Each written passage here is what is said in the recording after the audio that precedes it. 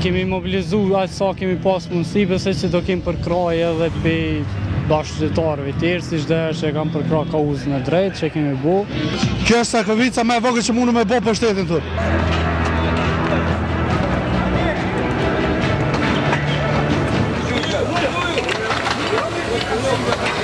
Mbeti se krejt improvizimet, gjitha çka po ndodhin, tashmë çdo send çka po ndodh, edhe ndonjë ditë keni me dëgju se asgazin lotësia s'pi edhe opozita. Po nuk dihet më kush, dëgjoj, krejt këtë 4 orë, krejt këto atake, nuk marrin përgjegjësi, edhe mendojnë aq mënyrë të pandërgjegjshme se duke mos marrë përgjegjësi në opinion publik e hedhin me ala tjetër punë. Thjesht kemi të bëjmë me një fanatizëm i cili nuk do të jetë shumë lehtë të kalueshëm. Nga sot fillon një etapë e re e kundërshtimit të vazhdueshëm të përhershëm këtu në Shesh. Dhe kjo protestë do të vazhdoj deri në momentin e largimit të kësaj qeverie. Ky regjim jo që nuk po reflekton, po vazhdon me shtypje, me dhunim, me burgosje, duke kërkuar dorëheqjen, largimin e kësaj qeverie që e ka kapur shtetin e Kosovës dhe e ka shndruar veten në regjim.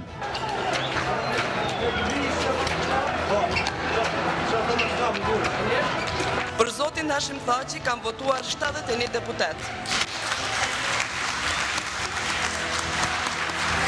Ju siguroj se besimi juaj do të jetë një shpresë e re, një optimizëm i ri për Republikën e Kosovës. Ju siguroj që do të punoj gjithmonë në shërbim të vendit, do të punoj gjithmonë në shërbim të gjithë qytetarëve.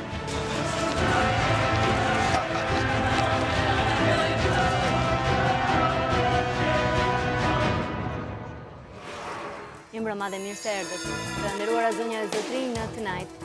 Kosova festoi në 17 shkurt 8 vjetorin e krijimit si shtet, por në 26 shkurt zgjodhi presidentin e Republikës Hashim Thaçin, teksa opozita ishte në protest, duke protestuar prej javësh dhe muajsh të tëra tashmë për atë që ajo e quan Zajednica, ose njohur ndryshe si Asociacioni i Komunave Serbe. Por çfarë po ndodh realisht në Kosovë? Cila është gjendja politike? A mund të ketë një zgjidhje të këtij udhkryqi ku ndodhet Kosova dhe tashmë që e ka një president? Ç'do të bëhet me gjykatën speciale që pritet të ngrihet dhe të fillojë veprimet e saj? Çfarë do të ndodh me krizën politike, mos funksionimin e parlamentit, apo shkohet drejt heqjes dorë nga mandati të pjesës më të madhe deputetëve të opozitës? Për këtë dhe shumë çështje tjera që lidhen me Kosovën, do të flasë pa humbur kohë me të ftuarit e emisionit. Ja cilët janë ata? Ben Andoni, gazetar dhe publicist. Mos definimi i shtetësisë së Kosovës, pra antarësimi në OKB, do të vazhdoj të japë të tilla situata në të cilat gjendet sot Kosova dhe strukturat e saj. Faktori ndërkombëtar me gjithë vlerësimet e ka rënduar gjendjen e Kosovës, kurse qeveria aktuale nuk mundet ta menaxhojë më vendin. Lisem Bashkurti, presidenti i Akademisë Diplomatike Shqiptare. Zhvillimet politike në Kosovë njohin 2 faza. Faza e parë ka të bëjë me shtetformimin dhe njohjen ndërkombëtare të tij, dhe faza e dytë përfshin zhvillimet socio-ekonomike, normalizimin e marrëdhënieve me fqinjët, integrimin rajonal dhe euroatlantik, si dhe dinamizimin e demokracisë. Elvis Hoxha, lektor të Akademia e Filmit Marubi, aktivisti vetëvendosje. Përfundimisht, opozita me rezistencën e saj po ja del ta ndal kancerin Zajednic, që po fut Beogradin në Kosovë. Zgjedhja e presidentit ishte zgjedhja më jo demokratike prej shqiptarëve. Deputetë arrestuar, të përjashtuar, mijëra policë dhe civil në mbrojtje të zgjedhjes së një presidenti kundër Republikës. Prishtina e ndjen se ky far presidenti është lumturia e Beogradit dhe fatkeqësia e Prishtinës. Arben Çeku, diplomat, me zgjedhjen e presidentit të ri, Kosova shmangu një ngërç të mundshëm institucional, por duket se është ende larg një pajtimi politik dhe rikthimi të normalitetit në institucionet kushtetuese. Kriza e të izjatur politike i ka lodhur të gjithë, por sidomos ajo i ka sjell humbje dhe zhgënjim çdo qytetari të Kosovës, pavarësisht bindjeve politike që mund të ketë. Presidenti Thaçi shumë shpejt do të dekretojë zgjedhje të reja brenda këtij viti. Mbrëma, faleminderit që jeni këtu. Zoti Bashkurti, do nisja me ju. Zgjedhja e presidentit e qetësoi për pak kohë krizën apo kriza është shtelluar? Nuk mund të themi as që ka sjellë ndonjë qetësim në njëshëm, as ndonjë përkeqësim dhe thëdhim të krizës. Ka një vazhdimsi situata e krizës në Kosovë, ka një mjedis krize brenda parlamentit, një polarizim të skajshëm midis majorancës dhe opozitës, sikundër ka edhe një shpërndarje të tensioneve politike dhe në jetë me të gjerë dhe në planin shoqëror në Kosovë. Ka një përgjithsisht një tension vertikal dhe horizontal që përfshin gjithë aktorët dhe faktorë shtetëror dhe jo shtetëror në Kosovë. Zgjedhja presidentit ishte një moment, mendoj unë, i rëndësishëm, pavarësisht nga përplasjet dhe tensionet që karakterizuan atë brenda dhe jashtë parlamentit. I rëndësishëm në çfarë kuptim? Në kuptimin që Kosova ka nevojë për të funksionalizuar institucionet në bazë të mandateve dhe termave kushtetuese. Mandati i presidentes aktuale përfundon. Zgjedhja presidentit të ri mendoj se është një pikë reference e rëndësishme për ruajtjen e stabilitetit makro të institucioneve shtetërore kushtetuese të Kosovës, por edhe për sigurimin e vazhdimësisë pavarësisht nga dinamikat politike dhe ndryshimet që mund vinë në të ardhmen. Zoti Hoxha, zgjedhja e Thaçit? Zgjedhja e Thaçit për mua krizën e ka bërë stabil, ka stabilizuar krizën. Do thotë, ne duhet mendojmë sot, po them jo në terma, dëgjoj zotin Bashkurti dhe kuptoj që niset nga terma disi të shkencave politike më shumë se sa terma të, po themi, të politikës që ngjall vetë demokracia nëpërmjet futjes së saj si koncept. Ne në rastin e Thaçit jemi në zgjedhjen e një presidenti i cili ka vënë përballë demokracisë funksionalizimin pikërisht të formalitetit demokracisë. Do thotë, tani aktualisht nuk funksionon më demokracia fare dhe zgjedhja e Thaçit i vuri vërtet vulën mos funksionimit të demokracisë. Në qoftë se ne do kërkojmë të ketë institucione pa demokraci, atëherë fare mirë mund të bëjmë një përqasje të kësaj lloji gjendje institucionale që kemi në Kosovë me emrat që ne mund t'i kemi vënë regjimeve, që kryesisht i quajmë regjime, pikërisht sepse janë të prekur nga një autoritarizëm i thellë. Do thotë, për mua rëndësi ka në një farë mënyrë ta bëjmë funksionale demokracinë dhe jo me çmimin e demokracisë bëjmë funksionale institucionet. Mirë, po, si do bëhet në këto kushte kur është Kosova? Si mund bëhet funksionale, se opozita është në rrugë, vendosja... Nuk ka institucion për para. Institucioni më i lartë është atdeu. Institucioni më i lartë është atdeu, do të implikon më njëherë sovranitet, por sovraniteti ka gjithmonë nevojë për burimin e vet që është demokracia. Dhe ekzistojnë zgjedhjet e reja, nuk e di pse zgjedhjet te ne tingëllojnë gjithmonë kundër interesit atij që ka tashmë pushtetin. Nuk shihen asnjëherë si vënie po prapë një basti popullor mbi qeverisjen.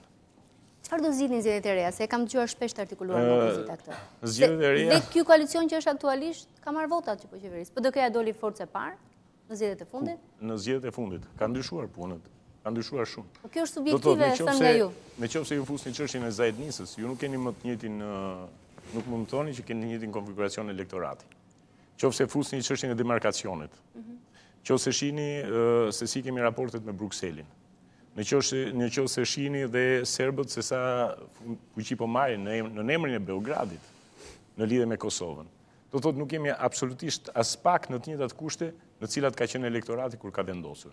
Gjithmonë ka elektorati një paqartësi që vjen nga interesa. Jo, e kuptoj, po pushteti aktual thot ka 2/3 e votave aktualisht. Dhe thot që kam të drejtën qeverisë deri kur vi procesi i radhës zgjedhore. Unë këtë po them domethënë, këtu nuk bëhet fjalë domethënë që dikush mori qeverisjen dhe fakti qeveria identifikohet me atë dheu. Qeveria është një detyrë që merret. Nuk është një mision që na bien gëzon me atë dheu. Askush nuk bien gëzohet me atë dheu. Nuk e di këtë lloj fakti të kryer. Vetëm ne i përjetojmë zakonisht këto dashuri me pushtetin kaq të forta, sa nuk mund pranojmë ta lëmë pushtetin ndonjëherë. Dhe kuptohet pse, sepse pushteti jep. Jo, kur është legjitim dhe kur del nga procesi i njohur me zgjedhje. Këtë kemi diskutuar pas çdo zgjedhje. Jo, diskutojmë prapë edhe këtu. Ata thonë që ne jemi legjitim. Kemi shumicën e votave, kontrollojmë parlamentin. Nuk e kanë shumicën e votave. Prandaj mund ta, me që kanë shumicën e votave, le ta provojnë në zgjedhje. Do të na bindin vërtet gjithëve që edhe me demarkacione, edhe me Zajdnisën ata kanë shumicën e votave. Do ishte pse se ka ndryshuar gjendja. Ka ndryshuar gjendja vërtet potenciale e shoqërisë.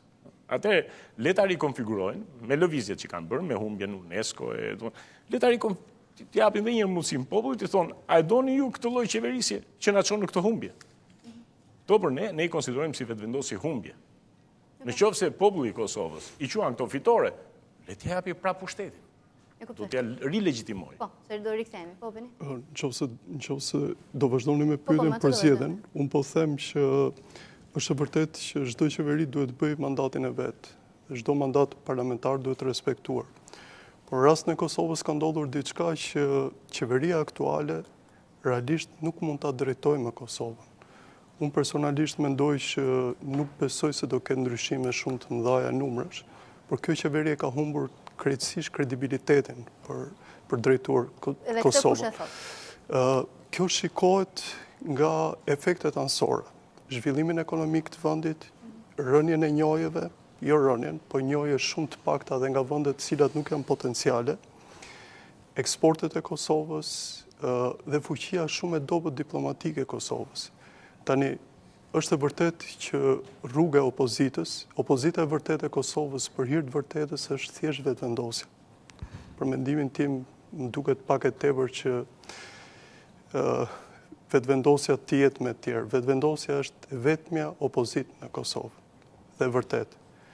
Çka dua të them tani që kjo qeveri ka bërë një nga humbjet më të mëdha të Kosovës që fuqia serbe është rritur shumë më tepër se sa më përpara kur qeveria mori mandatin për drejtuar Kosovën.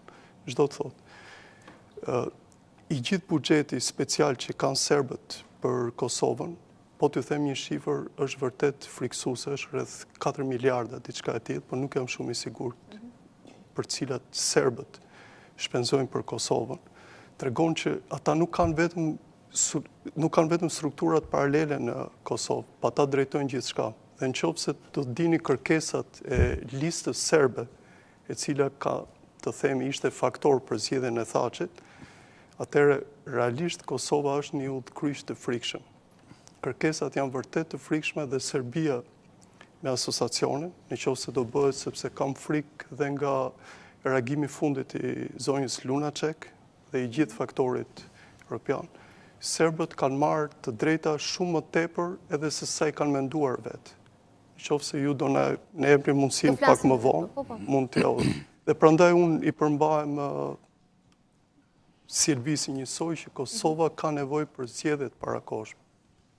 Është e pamundur që Okej, do të rikthehemi argumentit sërish. Po zoti Çeko, ju si mendoni për zgjedhjen e Thaçit dhe çfarë drejtimi dhe krizës? Pikërisht, unë do thoya që zgjedhja e presidentit nuk ishte një surprizë për Kosovën, sepse ishte një afat kushtetues e para dhe e dyta ishte një marrëveshje politike në gjirin e mazhorancës për të zgjedhur president zotin Thaçi, i cili kishte disa kohë që përgatitej për të marrë postin e presidentit të vendit. Në një farë mënyre, ironikisht, opozita e mbështeti ose e promovoi ose e lehtësoi procesin e zgjedhjes së zotit Thaçi president për shkak se nuk bëri asnjë përpjekje politike dhe nuk shfrytëzoi asnjë hapësirë legjitime, ligjore, për të nxjerrë një kandidaturë tjetër ose për të artikuluar politikisht në raport me postin e presidentit. Por u mjaftua duke u koncentruar tek profili politik i zotit Thaçi, tek sjellja emotive dhe politike ndaj tij si lideri i PDK-s, dhe për herë të parë opozita, dhe shohim që në Kosovë, por edhe më gjerë, për herë të parë nuk ka një kandidat dhe nuk ka një artikulim për postin e presidentit, ndërkohë që opozita, e cila flet në fakt për legjitimitet, nuk kishte parasysh afatin kushtetues të zgjedhjes së presidentit. Në ç'kuptim nuk e kishte parasysh? Parasysh e kishin, por thjesht nuk menduan që do zgjidhej presidentin ato kushte. Opozita mendoi që nuk do të votohej ky president dhe krizës politike do të shtojë edhe një element tjetër i krizës institucionale. Dhe duke u krijuar ky ngërç institucional, atëherë zgjedhjet sigurisht ishin në tavolinë dhe opozita është artikuluar vetëm për zgjedhjet e parakohshme, jo për çështjen e presidentit. Tani jemi në kushtet që... Dhe çfarë duhet kishte bërë? Kishte dhënë një alternativë për president apo çfarë? Minimalisht, sipas mendimit tim, minimalisht opozita duhet kishte bërë përpjekjet e saj, që të kishte vënë përballë zotit Thaçit një kandidaturë të veten. Ndoshta një kandidaturë jo politike, sepse nuk ishte domosdoshme për të shkuar me një kandidat partijak në postin e presidentit. Megjithatë, opozita në këtë proces në një farë mënyrë dështoi Nuk është se ajo u artikuluar, nuk është se ajo e synoi postin e presidentit. Thjesht e bëri fakt të kryer. Dhe i dha mundësi zotit Thaçi që të zgjidhet në raundin e tretë dhe me votat e serbëve që thotë Beni. Dhe kjo nuk është një zgjedhje morale, të jemi të sinqert, por është një zgjedhje politike, është një zgjedhje juridike pikës pari, që të kalon krizën presidenciale. Se çfarë do të ndodhë më vonë, është çështje tjetër. Që do ta shohim, po. Që do ta shohim, por parimisht zgjedhja e presidentit Thaçi ishte një zgjedhje që u lehtësua edhe nga opozita, e cila thjesht përdori të njëjtin mekanizëm bllokues, siç ka përdorur për ligje të tjera. Pra mund mos jetë morale, por juridike. Ta japni njerëz se kishte një ndërhyrje Beni, megjithëse i doli emri. Ka pasur një element shumë të rëndësishëm që vetëvendosja mund të përfitonte në gjithë të kohë. Nga strukturat e LDK-s ka pasur shumë kontestime për zotin Thaçi. Dhe ishte shumë e këndshme ashtu siç tha Beni që vetëvendosja që është forca kryesore opozitare kishte një kandidat, dhe ndërkohë të punonte për bojkotin me pjesën e LDK-s që ishte e mundur bësh. Qose keni marrë vesh, në kohët e fundit ka një përplasje shumë të madhe dhe akuza gati parciale të LDK-s ndaj PDK-s dhe anasjellës, po më shumë të LDK-s ndaj PDK-s. Nuk e bëri sepse e mendoj për mendimin tim që zoti Thaçi do kishte të pamundur që të zgjidhej. Nuk e mendoj që ai do arrinte të zgjidhej. Për mendimin tim. Për mua normaliteti do ishte një qeveri teknike në këtë moment dhe kryetari i kuvendit të kryente funksionet mbas Sonjës Jajaga të njeriu të parë të pushtetit. Dhe ajo të them që besoj mund ta çonte Kosovën në një normalitet. Gjë që tani nuk ndodhi sepse tani ka një president institucionalisht. Po, do të bashkurti. Personalisht nuk dëshiroj të futem në komente për aksionin e opozitës, për doktrinën, për vizionet, për mekanizmat, për mënyrën, për sjelljen, sepse hap një debat në vetvete, është për të përshëndet përgjithësi aksionin e opozitës, është një shkundje përgjithshme jetës politike, ka më shumë oponencë, ka më shumë dinamik, dhe Kosova ka nevojë për opozitë, madje për opozitë të fortë, opozitë konstruktive, opozitë lojale, po opozitë kundërshtuese. Sikundër ka shumë nevojë për opozitë alternative, që të mos jetë vetëm no negotiation, no government, no president, no parliament, no zajednica, no association, no demarcation. Është një big no. Ka disa kohë që ne bashkëpunojmë me leadershipin e opozitës, me të gjithë faktorët atje, që krahas frymës kundërshtuese, opozitare, oponent, të fortë madje, të shtrojnë her pas here të alternativat, sepse ka nevojë edhe për vetë ta zhvillojë vizionin e qeverisjes së ardhshme, po ka nevojë edhe vendi për të ofruar alternativa për mirë qeverisje. Lidhur me zgjedhjen e zotit Thaçi. Do të jemi shumë realistë, sepse koncepti politik nuk është koncept teorik, është koncept praktik. Shteti është një tërësi organizatash, institucionesh politike, shtetërore dhe jo shtetërore që ekzistojnë dhe funksionojnë, brenda një tërësie territoriale dhe ndërtohen me aktin unik kushtetues. Nëse dikush thot një definicion tjetër pak nga Weberi deri në ditët tona, le ta thot, por ne nuk mund të shpikim se ka buru nga institucionet politike dhe kushtetuese. Kosova nuk është institucioni i adhut. Kosova është tërësia e institucioneve që funksionojnë në bazën e rendit kushtetues.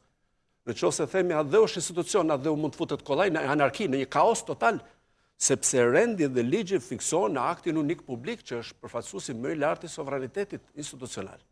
Së parit. Së dyti, nëse flasim për institucione sërish, zoti Thaçi individualisht ka vota sa 5 herë gjysmë deputet. Është njeriu më i votuar në Kosovë që nga viti 2006 tek te. Unë mund të jap me shifra votat që ka personalisht, votat personale. Sa një grup i tërë parlamentar. Së dyti, partia që udhëheqaj, që nga viti 2006 tek te spakut, më shumë se 10 zgjedhje vendore dhe të përgjithshme vazhdon të jetë forcë udhëheqëse në vota. Në ato mënyrë zgjedhje që është bërë Kosova, nuk po flasim për free and fair election e tjerë, është një çështje që është një kapitull i gjerë jo vetëm për Kosovën, po edhe për Shqipërinë e vende tjera. Po është forca kryesore që është votuar.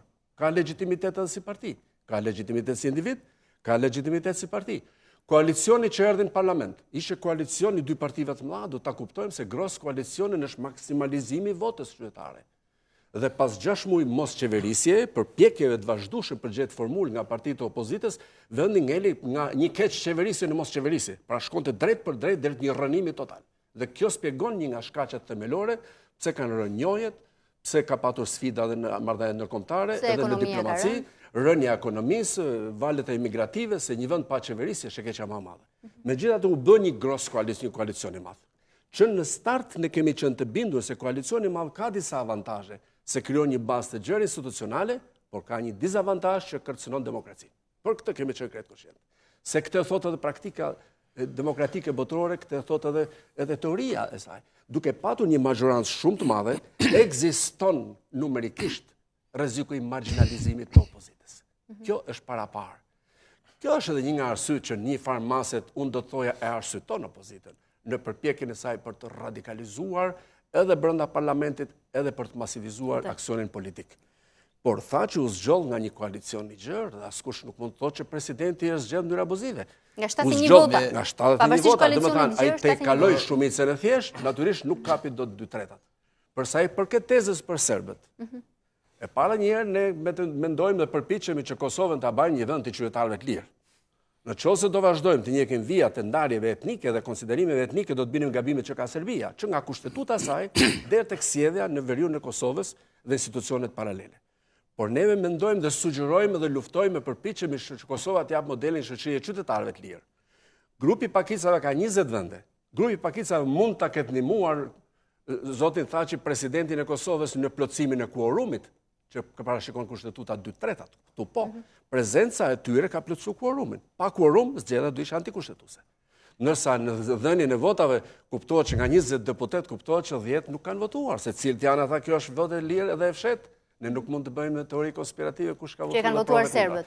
Pra ka legitimitet parlamentar, ka legitimitet individual, sa 5 deputet e gjys, ka legitimitet partijak, se ka 10 vjetë që fiton, partije parë, ka legitimitet në parlament, se mori një numër të konsiderueshëm të votave dhe ka mbështetje parlamentare. Në fakt, jo thjesht për të vijuar atë që tha Bashkurdi, por edhe për të freskuar pak kujtesën asaj çfarë ndodhi në parlament, sepse u bën disa ditë që u bë zgjedhja e presidentit. Dhe unë kam pak të 2 javë që duhet ta bëj këtë emision. Për shkak zhvillimeve në Shqipëri e shtyj gjithmonë dhe sot por keni bërë shumë mirë sepse në një farë mënyrë ne interferojmë. Zhvillimet në Kosovë gjithsesi interferojnë edhe në hapësirën gjithë shqiptare. Do thoya këtë zoti Bashkurdi që vërtet ai është një politikan i votuar si parti, por në zgjedhjet për president zoti Thaçi nuk ka marrë shumicën e votave në parlament, siç edhe tha që ka marrë votat më të mëdha që ka marrë ndonjë kandidat tjetër më parë. Fatkeqësisht ky koalicion i cili zgjodhi presidentin Thaçi është një koalicion me probleme të mëdha dhe do t'i shikojmë në javët në vazhdim problemet e këtij koalicioni dhe më lejo të them shifrën e parë të votave që mori zoti Thaçi, është e pa konceptueshme që një koalicion i gjerë për një lider historik siç është zoti Thaçi të japi vetëm 50 vota në raundin e parë. Dhe mezi dha 64 vota në raundin e dytë, dhe është ajo që tha dhe Beni që ka një marrëveshje të paqartë, në fakt jo publike dhe në fakt ajo bumerangu për liderët kosovar, qoftë për Thaçin, qoftë për zotin Mustafa, janë marrëveshjet të cilat nuk janë transparente me publikun. Edhe marrëveshja e bërë me pakicat serbe, dakor që ata kanë të drejtën e tyre dhe hapësirën e tyre demokratike në institucione, por marrëveshjet të tilla që bëhen ose që përfliten duhet të jenë publike dhe transparente, sepse gjithmonë lën një shije të hidhur. Unë nuk dua të besoj që prapa marrëveshjes ka çështje që çedojnë ose cenojnë sovranitetin e brendshëm apo institucionet e Kosovës, por gjithsesi do thoya që presidenti Thaçi u zgjosi i tillë për të shmangur krizën politike dhe për të përmbushur një premtim politik nga ana e LDK-s, por realisht në procesin e votimit u dëshmua që ai është një lider që ka probleme së paku si figurë politike edhe brenda koalicionit, sepse ndryshe do të kishte marrë 80 vota siç kanë marrë paraardhësit e tij.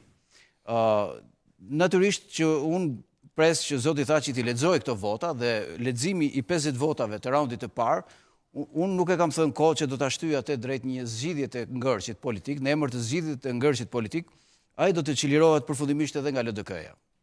E kam thënë dhe përsëris që në një të ardhme të afërt zoti Thaçi do të krijojë hapësira të reja të komunikimit politik dhe të konfigurimit të një ekzekutivi të ri, sepse gjatë kësaj periudhe, pas 6 muajve që usurollate në përkafet e Prishtinës për të krijuar qeverinë, edhe kjo qeveri që u krijua, në fakt thjesht mbajti statu quo-n, duke mos shkaktuar skandale të mëdha, por në një farë mënyrë shkaktoi disa probleme të brendshme, dhe marrëveshja e nënshkruar në Bruksel për asociacionin e komunave, për mendimin tim është një marrëveshje e paqartë dhe ajo çfarë gjykata kushtetuese dha është gjithsesi një shuplak për zotin Thaçi edhe për partnerin e tij të koalicionit, zotin Mustafa, dhe unë mendoj që Zoti tha që gjithë qëllimin e kishte të realizonte ndoshta edhe ëndrrën e tij politike të zgjidhej presidenti i vendit. Tani që u zgjodh presidenti i vendit, unë mendoj që më ngushtë ai nuk e ka ndier veten se sa në raundin e parë, kur ai u ballafaqua me një rezultat qesharak për 50 votash. Nëse do të ishte një kandidat tjetër i LDK-s, jo zoti Thaçi, do të ishte një profesor apo një ministër apo çrën si ka, dikush nga PDK-ja, dhe të merrte 50 vota në raundin e parë, do të ishte e pranueshme. Por lideri i partisë, sipas zotit Bashkuti, që ka marrë shumë vota, dhe unë pajtohem që natyrisht është parti fituese, por që pretendohet që është një figurë kryesore e jetës politike në Kosovë, është një rezultat i cili të bën të mendosh që jo vetëm ai, por edhe majoranca në të cilin ai bën pjesë ka probleme të brendshme dhe duhet që të bëhet një hap drejt zgjidhjes totale të krizës. Mirë, ke një koment për atë që tha zoti Bashkuti? Kam me qenë se përmendi emrin mbas parimit të replikës, apo beni? Ja nuk bëj replikë, sepse janë shumë bena rreth dhe janë shumicë e kualifikuar. E para, unë sugjeroj në debat është mirë që të mos i referohemi teorive konspirative dhe hipotezave, nëse do t'ishte kjo se në se do ishte ajo. Është e kuptueshme që Kosova nuk është ajo para 8 vjetëve, madje nuk është ajo para 6 viteve. Ka dinamizim jeta politike, ka diversifikim jeta politike, edhe brenda partive të mëdha ka debatet mëdha, siç e tha Beni Majtas dhe Beni Djathës, së dy e theksuante. Kanë diversifikim edhe LDK-ja dhe PDK-ja, por ky është element pozitiv. Në qoftë se do ta shikojmë krizën vetëm si element negativ, do të bënim gabim principal. Kjo është krizë pozitive në Kosovë. Çka ka pozitive për popullin e Kosovës? Ka shumë pozitivitet. Pse ka pozitivitet? Çfarë ka Se lëviz mendimi. Lëvizin alternativat, lëvizin idet, lëvizin institucionet. Janë jashtë institucioneve. Edhe brenda. Lëviz mendimi po nga mbetur Kosova? Jo, lëviz mendimi politik. Edhe vetë presidenti reflekton. Edhe ajo që thatë ju, 50 vota, 64 vota, 71 vota, është dinamik politike. Nuk është më ajo që ka qenë. Edhe brenda PDK-s ka debate që s'kan qenë. Kosovë kush e ka kundërshtuar majorancën në këto 8 vjet? Kosova realisht ka qenë në rrugën e konsolidimit shtetit dhe institucioneve kryesore, po ka qaluar jashtëzakonisht nga jeta demokratike, institucione demokratike, debati parlamentar, debati politik, nga shoqëria civile, nga manifestimet dhe nga protestat. Në një koment e kam thënë, edhe festa, edhe protesta janë të mirëpritura në demokraci. Pse ne duhet ta shikojmë vetëm si krizë negative? Jo, është krizë pozitive. Nëse Kosova ka qeveri, po qeveri s'keq, ka keq qeverisje. Nëse kjo majorancë nuk arrin dot të përmbush premtimet e saj, pse jo, zgjedhjet e parakohshme nuk janë gogoli i demokracisë, janë shëndetësimi i demokracisë. Por lypet jemi shumë të maturuar kur shkojmë drejt zgjedhjeve të parakohshme. Majoranca duhet të bien, duhet të jemi të qartë se kjo majorancë nuk arrin dot të qeverisë në mënyrë lojale dhe legjitime dhe opozita ka arritjen e mjaftueshme për të sjellë një frymë të re dhe qeverisje tjetër. Qofse nuk shkojmë në një rënje graduale të majorancës dhe një rritje të konsiderueshme të opozitës, do ishte aventurë parakohshme dhe nuk do shëshnetshme as për opozitën që të kërkojmë zgjedhje të pamaturuara. Mirë, kam publicitet sapo të kthehem më një herë të fjalën. Vetë vendosi e ke batut shkurtër se më duhet shkoj. Më njëherë se kishe fjalën Elvisi. Rikthehemi për debatin për Kosovën në udhkryq.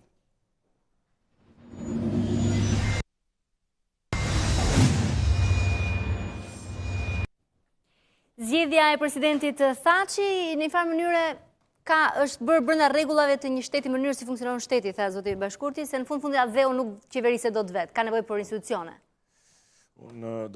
Tani këtu dallohet, domethënë ne kemi një gjendje përpara dhe duket nga forma se si e shohim, si e interpretojmë, që kemi qëndrime disi ndryshe, kërkojmë ndryshe demokracinë. Për shembull, unë koalicion të gjerë, kam quajtur gjithmonë koalicion të krimit, sepse forcat cilat u bashkuan, LDK-ja dhe PDK-ja, kishin qeverisje të gjata, të zhytura në një krim në lidhje me ndërtimin e shtetit, kaq të fortë sa kur u zmadhuan ashtu siç investuan fuqitë e tyre, pushtetet e tyre, investuan edhe masën e krimit që kishin vendosur. Do thotë, unë nuk e di si do ta quanim ne një akt në vende demokratike. Në vende demokratike. Në qoftë se një qeveri do shkonte dhe do bënte një marrëveshje, do shkelte 23 nene të kushtetutës, natyrisht ajo qeveri nuk do kishte më asnjë drejtë morale të vazhdonte funksionin e vet. Nuk e di pse ne në shoqërinë tonë për hir të stabilitetit, që nuk e di nga na vjen si kategori kaq e fortë e mendimit, jemi dakord ta flijojmë demokracinë. Kur pikërisht ne më shumë se sa stabilitet kemi nevojë për edukim demokratik afatgjatë. Përkundrazi, ne po na mësojnë me një edukim stabilizimi, a thua ti se ne kemi qenë kombi destabilizuar në rajon, destabilizues në rajon, jo, ne kemi qenë vërtet komuniteti më i pazëshëm. Gjithashtu këto marrëveshje, cilat kanë bëjnë direkt me sovranitetin, vazhdojmë ta themi, me sovranitetin dhe me territorin, janë marrëveshje që janë bërë në emër pikërisht një qeverie e cila në bazë një koalicioni të gjerë ka thënë që unë s'pyes më për demokracinë, ka hequr qafe kuvendin në shumë momente. Ne mund të bëjmë analiza sepse kuvendi është nuk ka më jetë parlamentare në Kosovë. Sepse kuvendi nuk ekzistonte jo nga gazi. Kuvendi nuk ekzistonte më, nuk ishte i shprehur marrëveshjet që u bën në Bruksel. Kuvendi s'ekzistonte më. Kuvendi s'ekzistonte, qeveria pikërisht është koalicioni i gjerë, thotë unë kam fuqinë, kam pushtetin, votuesët janë për mua, kështu ju mund të bëj gjithçka dhe gradualisht ne personalizojmë këtë pushtet. Janë disa njerëz të cilët në përshkallëzime të ndryshme e mohojnë plotësisht ekzistencën e popullit. Prandaj unë po thosha institucioni i pashtershëm i atë-deut, mund të them dhe institucioni i pashtershëm i popullit. Dakord, zoti Bashkurti ka drejtë që thotë në fundit duhet patjetër ta funksionalizojmë një vend nga ana institucionale. Unë jam shumë dakord, por një institucion i cili funksionalizohet për stabilitetin dhe arresës popullit, në fundit ka destabilizuar nocionin bazë demokracisë. Dhe për të marrë pikërisht rastin që kishim në fjalë Weberin, Weberi është nga ata i cili vërtet i kanë hallin vetes që Republika Weimarit, ai ishte vetë konceptues deri diku, shkoi dhe lindi një njerëz si Hitleri, një pushtet, një hegemoni si ajo e Hitlerit, pikërisht nga lloji besimi demokratik ose besim që mund të shkencëzohet politika. Ka një vullnet. Çështja është një vullneti. Duam të ndijmë shkeljen apo jo? Po. Presidenti i Kosovës u zgjodh duke mbajtur sekret dhe datën e zgjidhjes së presidentit. Këtë ju duhet ma sqaroni sipas çfarë procedure demokratike o bë kjo. Do bëhet mërkurën, do bëhet enten, prit sa të numërojnë votat. Do thotë sa të gjejmë, a do e kemi quorumin apo jo. Do kemi arritur një lloj grade zero të demokracisë dhe të republikës, ku shkojnë dhe numërohen një për një njerëzit që do jenë quorum. Do thotë zgjedhja e presidentit nuk është jo demokratike kjo. Kjo është as kjo mund të ketë diskutim moral. Nuk është as morale. Po jo demokratike. Unë kam shumë respekt për fjalën politik. Ky nuk është politik. Nuk është moral dhe as juridik. Ky është procedura minimumi procedural i zbatimit të rregulloreve. Dhe kur jemi në minimumin procedural zbatimit të rregulloreve, s'ka vend fare të flasim për institucione, për demokraci, për respektim të popullit, për nocion të pushtetit. Po këtë e thot Pakica atje. Këtë e thonë ata që kanë vetëm sa deputet ka vendosur. Shumë shpesh kanë folur Pakicat dhe gradualisht e kanë fituar. Unë shikoj, nuk i them bashkëfolës vetëmi ndroni pozicion. Asnjëherë, as vetë vendosja si ka kërkuar ndonjëherë bashkëfolësve ndroni pozicion. Ka thënë ky është pozicioni ynë. I mbetet njerëzve ta lexojnë. Po, dhe ju që jeni shumica e jani të pozicioni ynë, që jemi Pakica. Edhe një herë, nuk i është thënë shumica esni, ne ju bllokojmë kur shumica ka bllokuar totalisht pozicionet e shtetit. Për ne vërtet e ka sabotuar ekzistencën e kuvendit, e ka sabotuar nocionin e republikës, e ka sabotuar kushtetutën. Kaq, për këto, po këto nuk janë akte minimale. Ne nuk mund të themi që janë akte të vogla. Okej. Megjithatë, për t'ju përgjigjur Elvisit, në një farë mënyrë ju e legjitimuat edhe me prezencën e përfaqësuesit tuaj në komisionin e votimit, zotin Thaçi si president, e para. E dyta, për të mos përsëritur atë që thash në fillim, tashmë kriza nuk është tek presidenti, sepse presidenti e kaloi krizën, presidenti është zgjedhur, presidenti do bëj betimin. Nëse bëhet fjalë për parlamentin, hajde të bisedojmë, sepse edhe në parlament opozita në një farë mënyrë po jep shenja që i ka konsumuar armët e veta, themi, dhe sot kemi deklaratat e para që opozita nuk do të vazhdojë më me përdorimin e të njëjtave metoda. E kam thënë edhe në këtë televizion që edhe ditën që u zgjodh zoti Thaçi, kam thënë që opozita tashmë hyn në një kapitull të ri të sjelljes së saj me institucionet kushtetuese, sepse përsëritja e gazit lot sjellës do ta kthejë një opozitë shumë çesharake. Pavarësisht se ka bllokuar deri tani parlamentin, një parlament i një vendi nuk mund të bllokohet një vit me gaz lot sjellës.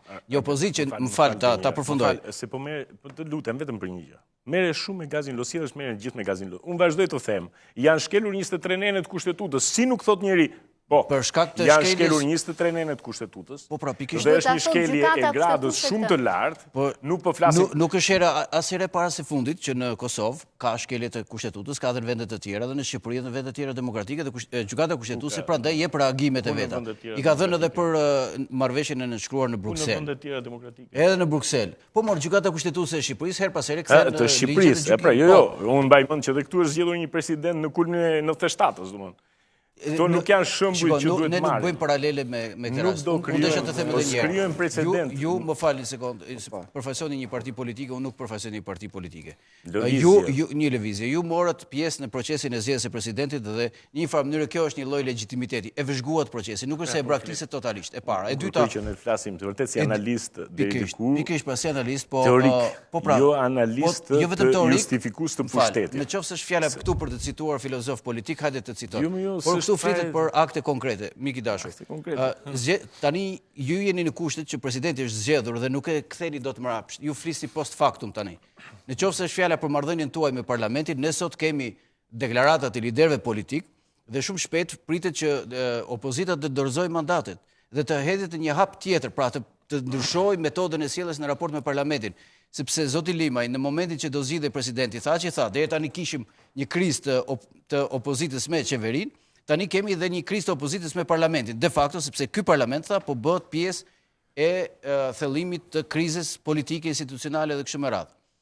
Tani presidenti Mikidashur ka marrë rrugën drejt presidencës dhe opozita, të themi, hapur, pret dhe në qoftë se vërtet kërkon zgjedhje të parakohshme, këto zgjedhje të parakohshme do t'i dekretoj pikërisht presidenti i ri, sepse presidenti aktual, presidenti në detyrë, më korrigjoni, nuk ka fuqi kushtetuese që të dekretoj zgjedhje të parakohshme. Tani unë dua të di, vërtet, me përgjegjësinë tuaj personale. A ju shqetëson ju që ne po flasim për një zgjedhje që dhe në aspektin procedural ka qenë shkelje. Ju personalisht, a ju shqetëson? Shiko, unë flas për pjesën morale, thash në fillim që ajo zgjodh në raundin e parë me 50 vota dhe është një çështje që ai duhet ta diskutojë me koalicionin e vet. Jam shumë dakord. Po, në raport me Kosovën, Kosova kaloi një krizë institucionale, zgjedhjen e presidentit, në fundit ajo tashmë ka një president të zgjedhur. Është zgjedhur jashtë procedurave sepse parlamenti dhe në kushtetuese sepse jeni drejtuar. Ne jemi drejtuar gjykatës kushtetuese, po unë se kuptoj pse ju personalisht nuk thoni atë që e keni parë. Gjykata kushtetuese është gjykata kushtetuese. Unë nuk jam jurist. Unë pash që në parlament mori pjesë opozita me një përfaqësues që vëzhgoi procesin e votimit dhe të numërimit të votave. Ai pat që 119 vet ishin. 120 nuk u thirr. Ishte fare në listë. Atë precedent, sepse Kosova ka gjykata kushtetuese e Kosovës ka rrëzuar 2 president, dakor? Dhe nuk është në harakiri e madhe të rrëzojnë një të tretë. Kaq kollaj kur themi që e kaluam krizën. Më fal. Më fal. Hedh një krizë se formohet një krizë tjetër që do vinë më e madhe. Të kuptohemi këtu sepse nuk duhet ta personalizojmë debatin, t'ju lëm kohë dhe tjerëve. Kjo është personalizim debati, ne po flasim për një çështje. Unë nuk thash që është mbyllur kriza, përkundrazi, u shmang thellimi i krizës nga një ngërç që mund të krijohet nga moszgjedhja e presidentit. Tani presidenti është zgjedhur, kriza politike qëndron dhe ky president i mirë dhe i keq, i zgjedhur në këtë mënyrë apo në atë mënyrë, do të dekretoj, si ju e kërkoni, në rastin më optimal, do dekretoj zgjedhje e parakohshme. Nuk i dekreton dot një president tjetër, sepse nuk do ketë më mundësi një president tjetër, sepse është presidentja në detyrë, nuk e bën dot. Ky presidenti që thonë ju nuk e di të ndrejën, nuk e di që do dekretoj zgjedhjet. Po një president do t'i dekretoj se nëse e bindni. Jo kur t'jen, edhe të parakohshme nëse do t'jen. Nuk e di për këtë. Edhe të parakohshme nëse do t'jen. Të janë gjëra që si ditë. Unë personalisht shikoj momentalisht 2 precedent në Kosovë që janë shumë të rrezikshëm. Është frika para gjykatës speciale të cilën e kam përsëritur gjithmonë te ju. Dhe tjetra që është shumë shqetësuese për faktorin shqiptar është në rast të zgjedhjeve të parakohshme. Formacioni politik i cili të themi do jetë strumbullari i majorancës së ardhshme. Çfarë qëndrimi do mbajë ndaj asociacionit? Për arsye sepse minoranca në Kosovë, komunitetet e tjera, patjetër duhet të kenë një lloj bashkësie. Por në përkrajin që shikoj nga faktori ndërkombëtar, sidomos, dhe mënyra se si e ka prezantuar pa transparencë qeveria e zotit Isa Mustafa, ka krijuar një precedent shumë të rrezikshëm në Kosovë për të ardhmen e Kosovës. Çdo të thotë, ne po marrim shumë kështu zajednicë. Në fakt, serbët kanë nevojë për përfaqësim dhe është më mirë që ti kesh të grupuar se sa ti kesh shu. Por, këtë nuk duhet ta harrojmë kur. Serbët kanë marrë komunitetet, komunat, të cilat lidhen direkt me burimet primate ekonomike të Kosovës. Dhe në qoftë se është e vërtet kërkesat e listës së Kosovës për përkrajen e zotit Thaçi, atëherë realisht duhet të friksohemi dhe duhet ta shikojmë shumë më ndryshe dhe problemi i Thaçit për mua tani del problem dytësor. Pse? Në listë përcaktohet që në qoftë se Kosova do funksionojë kështu dhe asociacioni do bëhet në të ardhmen, siç duan ata, forcat e Kosovës ushtarake do përbëhen nga 10% serb dhe zëvendës komandanti do jetë serb, i cili jep llogari vetëm përpara presidentit të asociacionit serb. E njëjta gjë ndodh me policinë. Dhe në qoftë se deri tani Kosova ka struktura paralele serbe që janë reale dhe mua vjen turp për qeverinë e Kosovës që vetëm bën retorik, sepse në qoftë se keni ndjekur zonjën Tahiri që është përgjigje direkt për marrëdhëniet Serbi-Shqipëri, ka dalë për marrëdhëniet të Kosovë-Serbi, ka dalë 2-3 herë bllofçi atij viti. Po e kujtoj thjesht Parkun e Paqes, në fakt është eufemizëm për barikadën ke Uraibrit, për zgjedhjet të cilat do bëhen në prill që tha harrojeni, nuk ka zgjedhje serbe në Kosovë. Serbët ndërkohë kanë çuar kutitë e votimit dhe infrastrukturën në Kosovë. Mua kjo më duket shqetësuese. Më duket shqetësuese sepse serbët po marrin burimet ekonomike të Kosovës. Si atëherë mbështesin zajednicën Brukseli dhe Shtetet Bashkuara të Amerikës? E bashkojnë sepse Thaçi bashkë me zotin Mustafa. Kam parasysh deklaratën e Kerit që tha, a mendoni ju që ne do të jepnim mbështetje për një marrëveshje që do të cënonte pavarësinë e Kosovës? Sepse ata duhet ishin shumë më transparent dhe duhet ishin, e tha shumë mirë zoti Bashurti, që rreziku i qeverisjes masive të çon në këtë lloj drejtimi. Ata duke besuar se kishin zgjidhur gjithë infrastrukturën, ju duhet kuptoni që infrastrukturën e zgjidhin burokratët. Dhe burokratët në një farë mënyre janë gati po kthehen në varëmisë të Bashkimit Evropian në këto momente që po flasim. Ata po e prishin Bashkimin Evropian. E njëjta gjë po ndodh edhe me këta me neglizhencën e tej mas për kritikat që ju bën vazhdimisht. Më thënë që duhet shikohesh vazhdimisht asociacione, duhet të them diçka. Albin Kurti e ka thënë para shumë viteve rrezikun e krijimit të komunave në zinxhir serbe. Dhe nëse doni ta dini kuptimin, një serb kriminal për shkak mund të fshihet në Kosovë dhe përshkon Kosovën pa problem në këtë zinxhir, e kupton? Po e them në mënyrë në një lloj simbolike, kupton? Dhe kjo nuk krijon thjesht një shtet paralel në Kosovë, sepse nuk do ketë fuqi kushtetuese asnjëherë, por do i bëhet pengesë Kosovës për gjithë zhvillimin e saj. Është krejt ndryshe, nuk bashkohem me atë që komuniteti serb në Kosovë është aq i fortë sa komuniteti serb në Bosnjë. Ai ka të drejtë kushtetuese atje, ndikon në kushtetutë, ndërsa të paktën për momentin në kushtetutën e Kosovës, serbët nuk mund ta bëjnë këtë.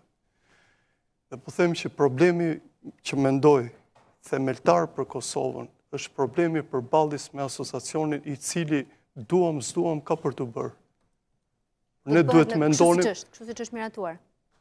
Kam frikë se po.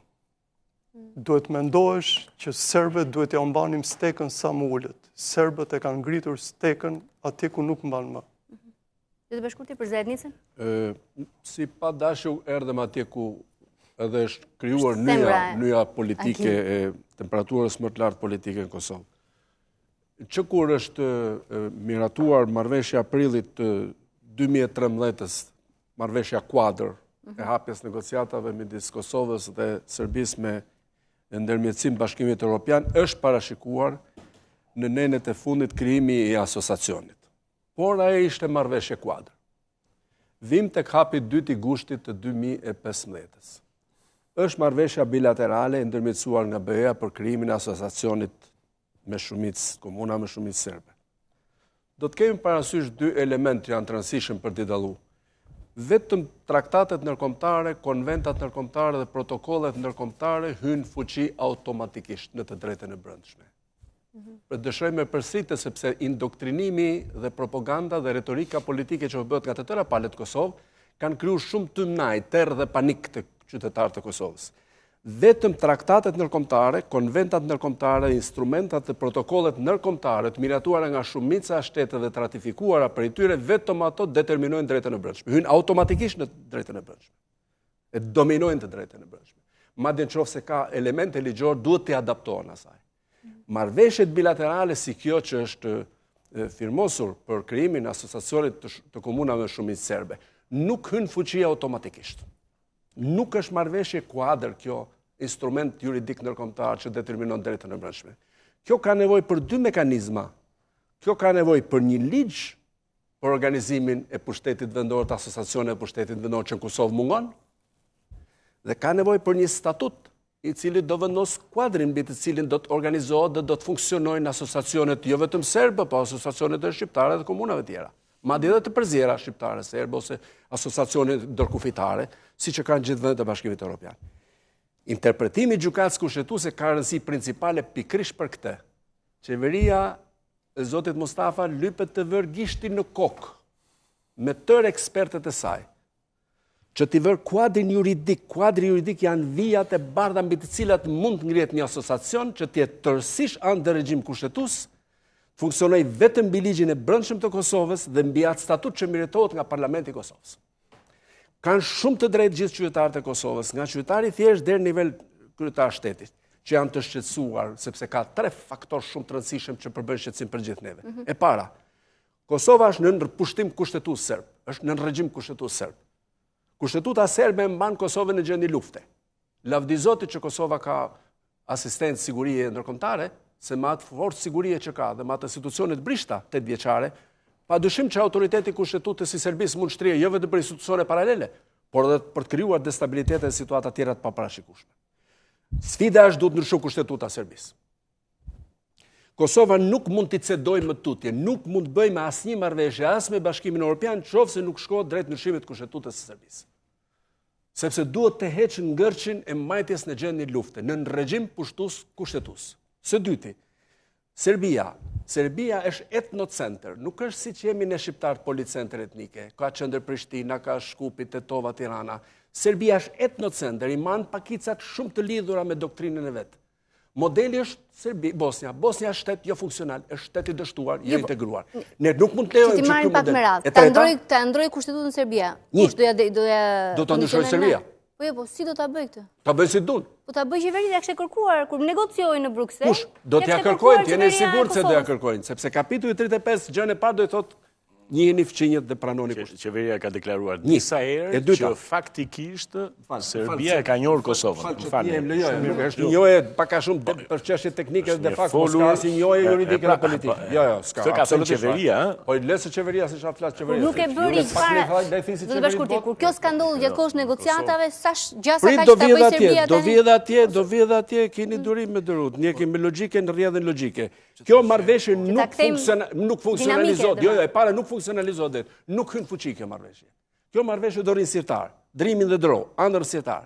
Për sa kohë nuk do të respektohen 25 rekomandimet e gjykatës kushtetuese, të cilat duhet të jenë baza për ndërtimin e ligjit për asociacionin e komunave në përgjithësi në Kosovë.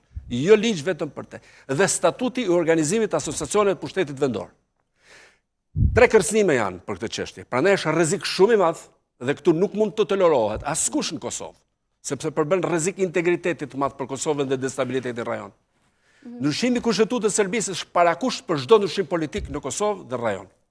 Në qoftë se do të vi çështja për shkuar në Bruksel, tani ka ardhur momenti që negociatorët e Kosovës në Bruksel t'i thonë autoritetet e Brukselit, ndryshoj Serbia kushtetutën, ne funksionalizojmë çdo lloj asociacioni për të gjitha. Pa ndryshuar kushtetuta e Serbisë nuk mund bën më lëshime politike. Së dyti, jo, se nuk bën gjërat menjëherë. Kushtetuta është akti më i madh publik që do të ndryshojë Serbia. Ai është fundi i regjimit Miloševićit. Ai është fundi i nacionalizmit serb. Ai është fundi i intervenimit gjeopolitikës ruse në rajon. Ndryshimi i kushtetutës së Serbisë është fillimi i ri i politikës stabilitetit në Ballkan. Nuk është ndryshimet në Kosovë, as lufta politike në Kosovë. Po, para se të shkojmë tek ndryshimi i kushtetutës, në fakt është preambula e kushtetutës së Serbisë dhe klasa politike e Serbisë është në një presion nga ana e Brukselit në hapjen e kapitullit 35, më duket, që kërkon dizajnimin e shtetit të Serbisë dhe në atë rast indirekt bie edhe preambula e kushtetues. Direkt se duhet mbylli kufit. Pikërisht, pra, bie preambula. Është një çështje që ndoshta është një debat që zhvillohet mes Brukselit dhe Beogradit. Po unë do të thoja për të ndalesh tek ajo çfarë gryen sovranitetin e Kosovës, që e përmendën para folësit, e para herë tek marrëveshja 19 prillit.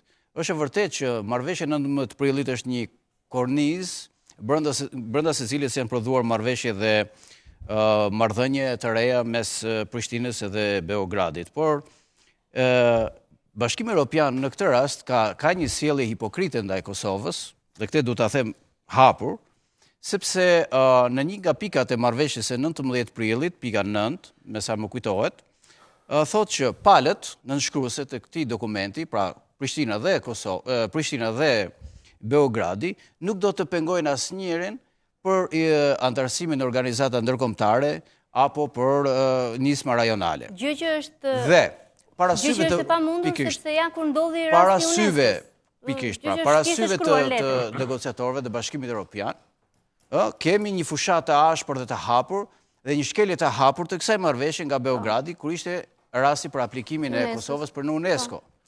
E dyta kemi dhe atë rezolutën e Këshillit të Evropës, po ashtu është një vazhdim i fushatës që bën Serbia për të gryer sa më shumë sovranitetin e Kosovës. Serbia vërtet nuk arrin dot të gjbëjë pavarësinë e Kosovës, por gryerjen e saj po e bën dita ditës, duke përfshirë edhe asociacionin e komunave. Në fakt, të kompleksuar ndoshta nga fushata e bombardimeve të NATO-s, shumë burokrat në Bruksel po përpiqen që të krijojnë një realitet të ri të rajonit, duke i dhënë një mundësi leadershipi Serbisë.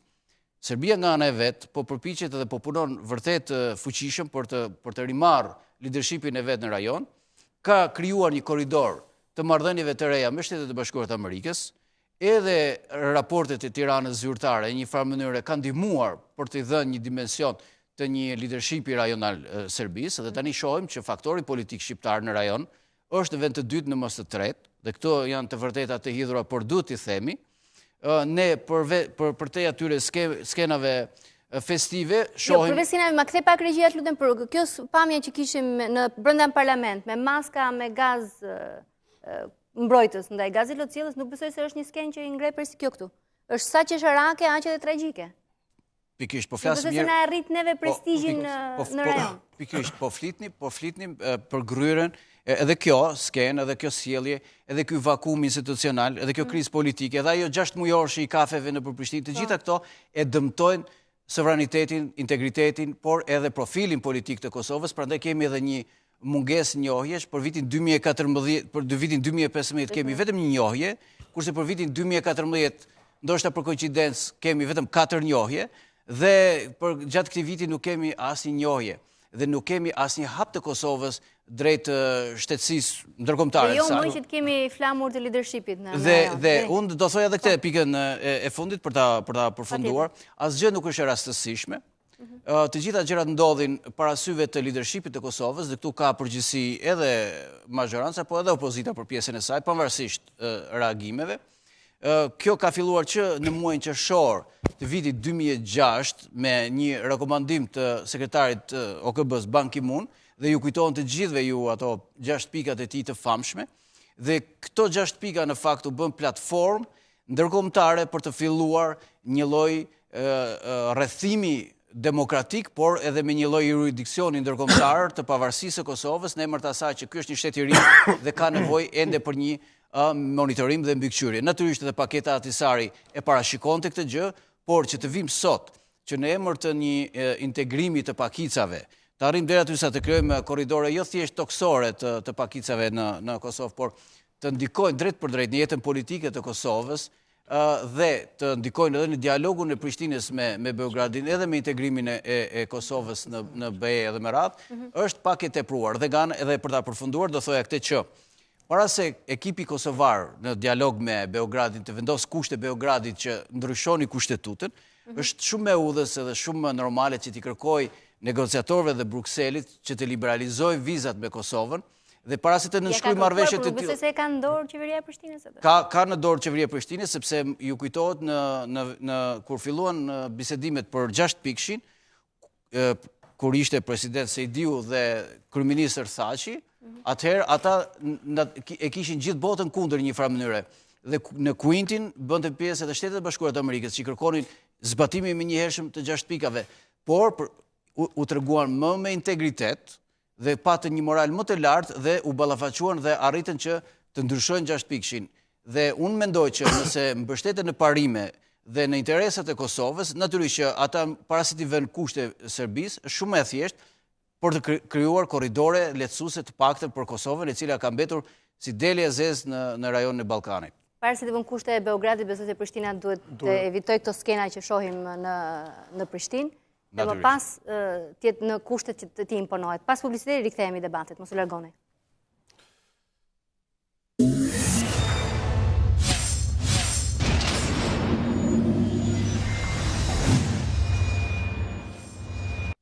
A ka zgjidhje për nxjerrjen e Kosovës nga Udhkryqi? Po diskutojmë, por jemi tek çështja e ndryshimit të kushtetutës serbe për ta njohur në familjen e Kosovën realisht edhe ligjërisht. Unë duhet të shtoja diçka që në preambull është e përcaktuar tokë fjalë që Kosovo i Metohia. Metohia është koncept grek për tokën e shenjtë dhe qënë që kanë bërë serbët gjatë gjithë këtyre 2 dekadave të fundit është që Brukseli në disa momente, në disa struktura, përdor Kosovë i Metohia, ose individ të veçantë. Çdo thotë kjo. Kjo e ka bërë shumë të vështirë dhe bën shumë të justifikuar arnimin e kushtetutës serbe, që unë shikoj që është e pamundur. Është e pamundur sepse shikoj të gjithë retorikën e piramidës serbe, askush nuk e pranon që të preket Kosova, ose të preket Metohia. Dhe çdo të thotë, në qeverinë e Serbisë ka 3 struktura që merren me Kosovën. Dhe paradoksi arrin deri aty, sa Gjurić, që është përfaqësuesi për Kosovën në ministri, shumë herë quan veten të barabartë dhe të flasi njësoj me zotin Mustafa. Dhe po them që Kosova është e vendosur jo thjesht në Udhkryq, por është bjerrur aq shumë përballë sidomos në pjesën diplomatike, sa i duhet që të angazhoj përveç forcave të veta dhe përveç një lloj stabilizimi të brendshëm, duhet të aktivizoj shumë edhe Shqipërinë dhe të gjithë aleatët e saj. Ndoshta mund të duket pak qesharake kjo Kosova i Metohia, por është e pamundur në Serbi. Dhe është e pamundur ke shtetet të cilat janë, të themi, aleat de jure ose de facto të Serbisë që nuk e përdorin këtë. Dhe shtesa e tokë fjalçit Metohia e bën Kosovën gati të shenjtë për ata. Në fakt, për hir të vërtetës, pjesa e trashëgimisë së religionit serb është bazike në Kosovë. Dhe të paktën të gjithë qeveritarët kosovar janë angazhuar për ruajtjen e kësaj. Por theksimi i vazhdueshëm i kësaj që e kthen gati në një retorik të shekujve më përpara ose kështu, e bën shumë të vështirë prekjen e kushtetutës, një element. Mund të lëviz diçka në Beograd me zgjedhjet e reja të prillit? Sido që të lëvizi, gjithsesi ka të pamundur që të bëj hapa më kurajos. Kosova është gjithmonë një kartë kredie për çdo fuqi politike që vjen ashtu. Domethënë dhe zoti Tadić që pretendonte që kishte një fytyrë shumë pro-europiane, dhe ai kur vinte puna për Kosovën, ishte krejt ndryshe. Dhe çuditë më të mëdha në Ballkan kanë treguar që marrëveshjet më të mira bëhen me qeverira të cilat janë të themi tash të quajtura radikale, jo, tash të quajtura radikale. Ndoshta me ata mund të bisedosh më mirë se sa me ato që janë të hapur. Se zoti Bashkurti me të drejtë vendosi çështjen e kushtetutës serbe. Por kjo do ishte kushti i parë që Evropa duhet të vendoste për çdo lloj dialogu mes shqiptarëve të Kosovës, se në fundit janë shqiptarët e Kosovës që janë lojë, që janë një shumicë jashtëzakonisht e gjerë, ne flasim për 92% shqiptarë në Kosovë. Dhe nga ana tjetër Serbisë, pa ndryshim të kushtetutës serbe në lidhje me Kosovën, nuk ishte asnjë dialog të mundshëm. Dhe ne këtë nuk po kuptojmë që ne fabrikojmë qeveri dhe vërtet këtu insistoj. Të gjitha ekspertizat janë të mirë se ardhura kur ne kemi parimin politik. Prandaj kemi thënë atëherë, ka kohë tani, se kjo është thënë që në 2011 madje, nga vetëvendosja, duhet bëjmë dialog me parime. Dakor, nuk duhet bëjmë thjesht hidhun dialog edhe shkotutje. Ky dialog, po them tani, ka 6 vjet, 7 vjet që vetëvendosja fabrikon qëndrim pikërisht mbi këtë terren. Ne bëjmë ekspertizën përpara se të vendosim parimet. Parimi ynë është populli i Kosovës. Ka të drejtën të jetë popull. Sepse po fabrikohet një lloj ndjesie, sikur në dialog ka shkuar qeveria e Kosovës. Qeveria e Kosovës diskuton me një sovranitet Serbisë. Ky lloj që bën një pyetje ju, po pse dëgjojnë serbët? Po dëgjojnë serbët sepse serbët punojnë dhe me Akademinë e Shkencave tyre vazhdojnë të punojnë. Unë jam e vetëdijshme se dëgjojnë serbët dhe çfarë lobimi kanë ata krahasuar. Të gjithë strukturat serbe janë agresive në diplomaci. Kurse ne jemi jashtëzakonisht butë, kemi kompleks inferioriteti pa parë. Po pse vjen kjo? Se ne vërtet dërgojmë atje një qeveri të ndarë plotësisht nga populli, duke qenë se publike ne ka shuar.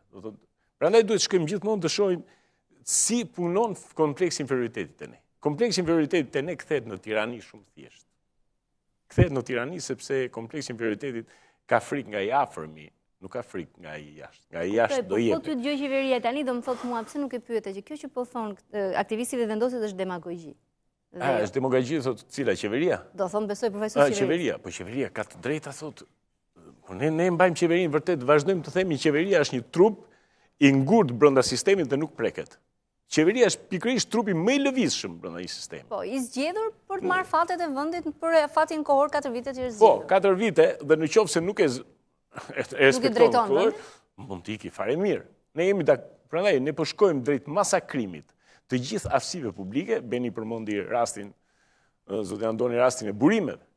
Burimet po japim të gjitha zonat e ujit.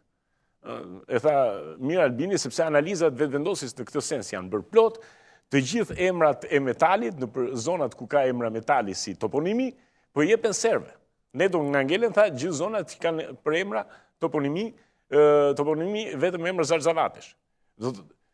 Jemi në rast të tillë do në flagrant, ku pasurit publike jepen për mbijetesën e një qeverie.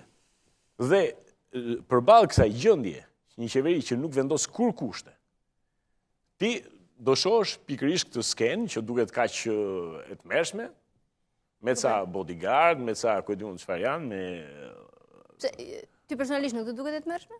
Po jo, mua më duket qesharake. Qesharake thash dhe unë, që është qesharake dhe tragjike bashkë. Unë të tmerrshme kam si ne shkojmë si vinë serbët dhe kërkojnë vetëm 21 zona eksterritoriale në lidhje pikërisht me historinë e tyre dhe marrin 45. Kjo është e tmerrshme. Si nuk e gjejmë ne këtu të merrim, pse ekspertët tanë nuk ngrihen dhe thonë kjo është e tmerrshme. Çfarë kemi dërguar ne në marrëveshje? Kë kemi dërguar që ata kërkojnë 21 dhe marrin 45. Kjo, ose kuptoj si nuk gjendet këtu të merr. Kemi dërguar ne të negociator të aftë, o ka dërguar Serbia negociator shumë të aftë? Kemi dërguar negociator për interesat tanë. Kemi dërguar negociator për hir të negociatorit vetë. Dhe, do më falë që insistoj, se dua me qenë se panelin e shoh shumë paqësor me Elvisin, po e bëj unë opozitën e opozitës. Ata thonë gjithashtu se çfarë ndodh në parlament, me parlamentin e bllokimin e tij, është gjithashtu një veprim që shkon i fryrë, i nxitur, i inspiruar nga Serbia dhe shkon në llogaritë të tyre.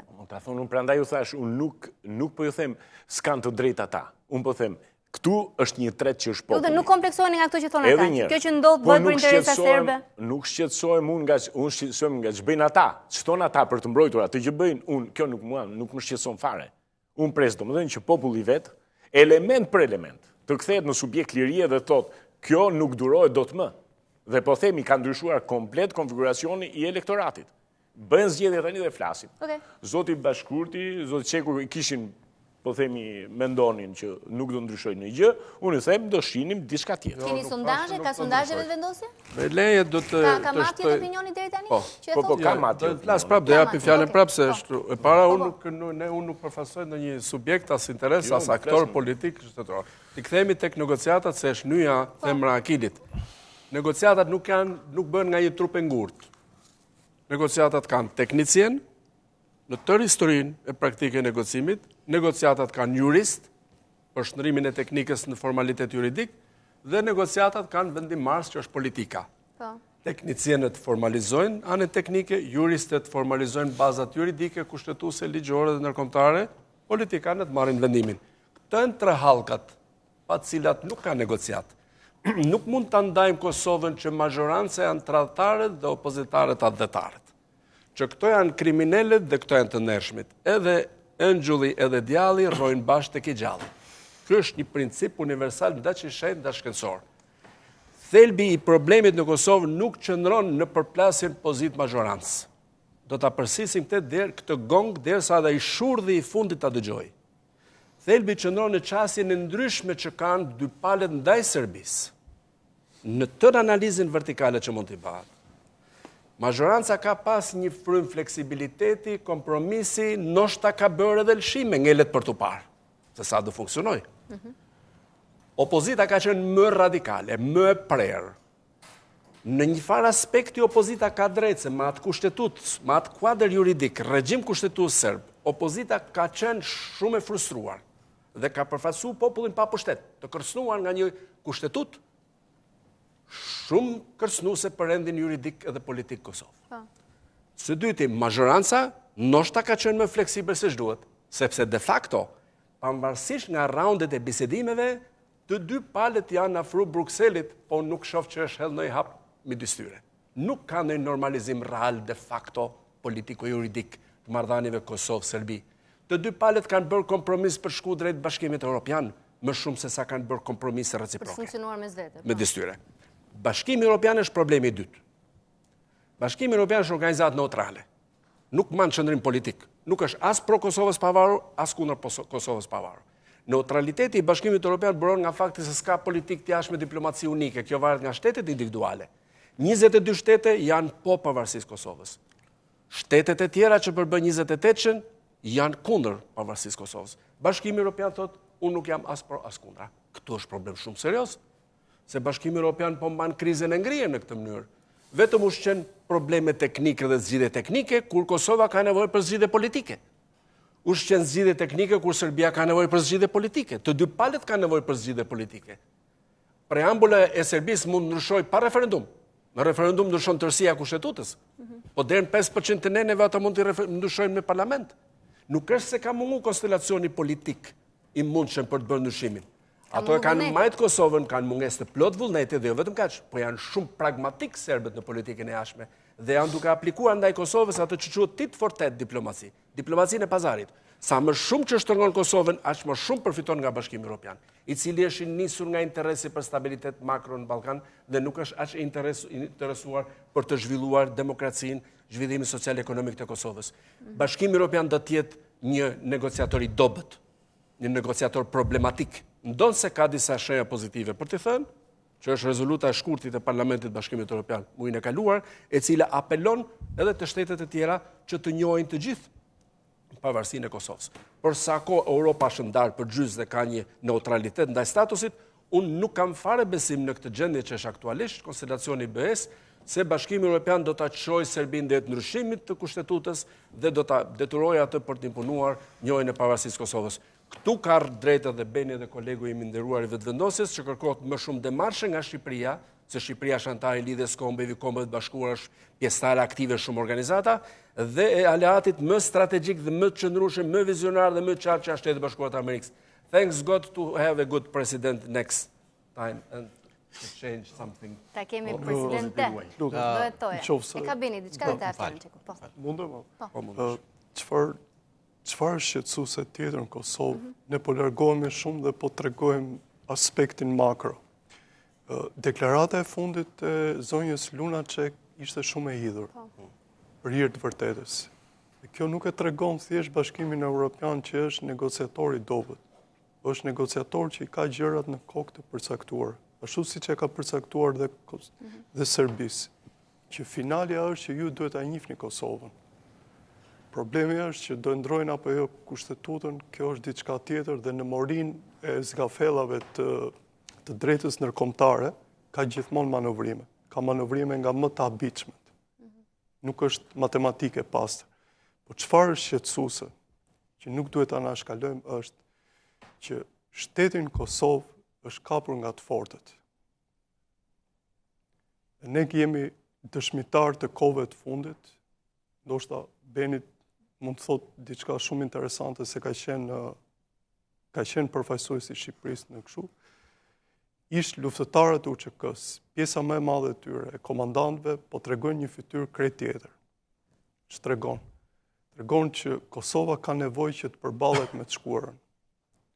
Dhe çdo thotë, nëse serbët në çdo dekadë dhe sikur të ngjallen patriarkët e vjetër të Serbisë, i kanë mendimet e qarta për shqiptarët, për politikën e shqiptarëve. Shqiptarët gjithmonë janë jo të thjeshtë të përçar, po janë pa një mendim të përcaktuar. Dhe problemi që po jetohet tash në Kosovë është, ju e thatë shumë mirë që u bën zgjedhje. Prap PDK-ja dhe LDK-ja duhet në fuqi. Dhe vetëvendosja gjithmonë duhet në opozitë. Gjithmonë nuk e dim. Jo, gjithmonë duhet në opozitë sepse ata gjithmonë flirtojnë me njëra tjetrën. Kupton? Dhe vetëvendosja është e vetmja forcë opozitare e përmendë. Kam frikë dhe AK-ja me nismën kanë dhënë disa indikacione që mund të lëvizin nga kjo. Problemi është që shoqëria kosovare është në presionin e njerëzve të fortë, të cilët kanë uzurpuar vende pune, të cilët bëjnë ligjin për shumë gjëra. Kemi një realitet gati paralel në Shqipëri, që është shumë i dhimbshëm. Dhe kjo është shqetësimi më i madh i shoqërisë së sotme. Unë dua të shtoj edhe diçka tjetër. Kosova nuk do të ishte në këtë gjendje nëse nuk do qarkullonin elitat. Do thënë, që do qarkullonin elitat, nuk kanë qarkulluar. Po, nuk kanë qarkulluar elitat. Çdo thotë, një shoqëri e re, siç është shoqëria kosovare, ka nevojë për gjenerim brezash, ka nevojë për gjenerim idesh, kështu, ata do sillnin një frym tjetër, do sillnin dhe vizionin e shqiptarit të ri të Kosovës. Një gjë që nuk ndodh. Shqiptarët e Kosovës janë shumë kalkulativ për të mirën e tyre.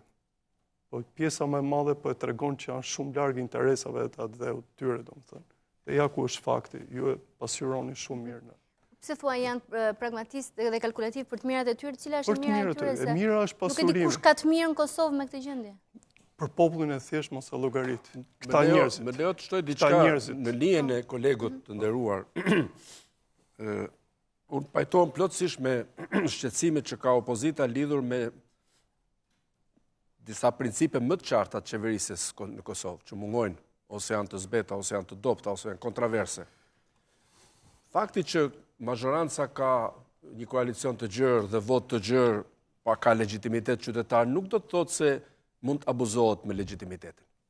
Historia e qeverisjeve dhe institucioneve demokratike ka treguar se edhe qeveri me legitimitet shumë të gjerë kanë ndërmarrë veprime ilegjitime. Pra nuk mund të fshehet tërkohën prapagishtit një pyll i tërë. Legitimiteti lypet arsyetohet çdo ditë, sepse unë nuk mendoj se është veprim legjitim në qoftë se ndërmarrim hapa në marrëdhënie normalizimit me Serbinë, pa konsideruar mendimin politik të opozitës. Edhe opozita është legjitime në Kosovë. Edhe mazhoranca është legjitime. Legitimiteti nuk ka kandar, legitimiteti shpreh vullnetin qytetar politik. Natyrisht dikum shtetet më shumë, dikum shtetet më pak. Po legitimiteti është princip i respektit më shumë të popullit pa pushtet. De Gaulle në Francë thoshte, në Francë sa të jemi president do qeverisë opozita. Pse? Se respektohet legitimiteti i popullit pa pushtet. Qeverisja nuk ka legitimitetin e duhur, është trondit legitimiteti i qeverisë. Këtë ta ketë qartë qeveria Mustafa. Mirë, e para. Dhe nuk mund t'i bjerë gjithmonë këmbanës se legitimitetit votës qytetare, e cila lëviz 160.000 mekanik nga Kosova, sepse kanë pacenim legitimiteti. Problemet mëdha kanë pikpamje social-ekonomike, papunësia, kategoritë e tjera shoqërore, probleme me shëndetësinë, me arsimin, probleme me zhvillimin e zonave nën urbane, ka pafundësisht mëdha. Kjo do të thotë që vota legjitime duhet të arsyetohet çdo ditë. E dyta, parimi i dytë, a është transparente qeveria Mustafa në tëra veprimet e saj që bën edhe sot e kësaj dite? Kjo ngelet më pa. Fakti që ti ke legitimitet nuk të arsyeton që të mos jesh transparent. Legitimiteti nuk është që të futesh në tavolinë, do të bësh veprimet në terr. Parlamenti është institucioni sovran. Parlamenti e legjitimon qeverinë çdo ditë. Në qoftë se shkon me një draft marrëveshje ose me 2 ose me 3 ose me 10 draft marrëveshje në Bruksel, është krejt normale dhe transparente që draftet diskutohen në parlament.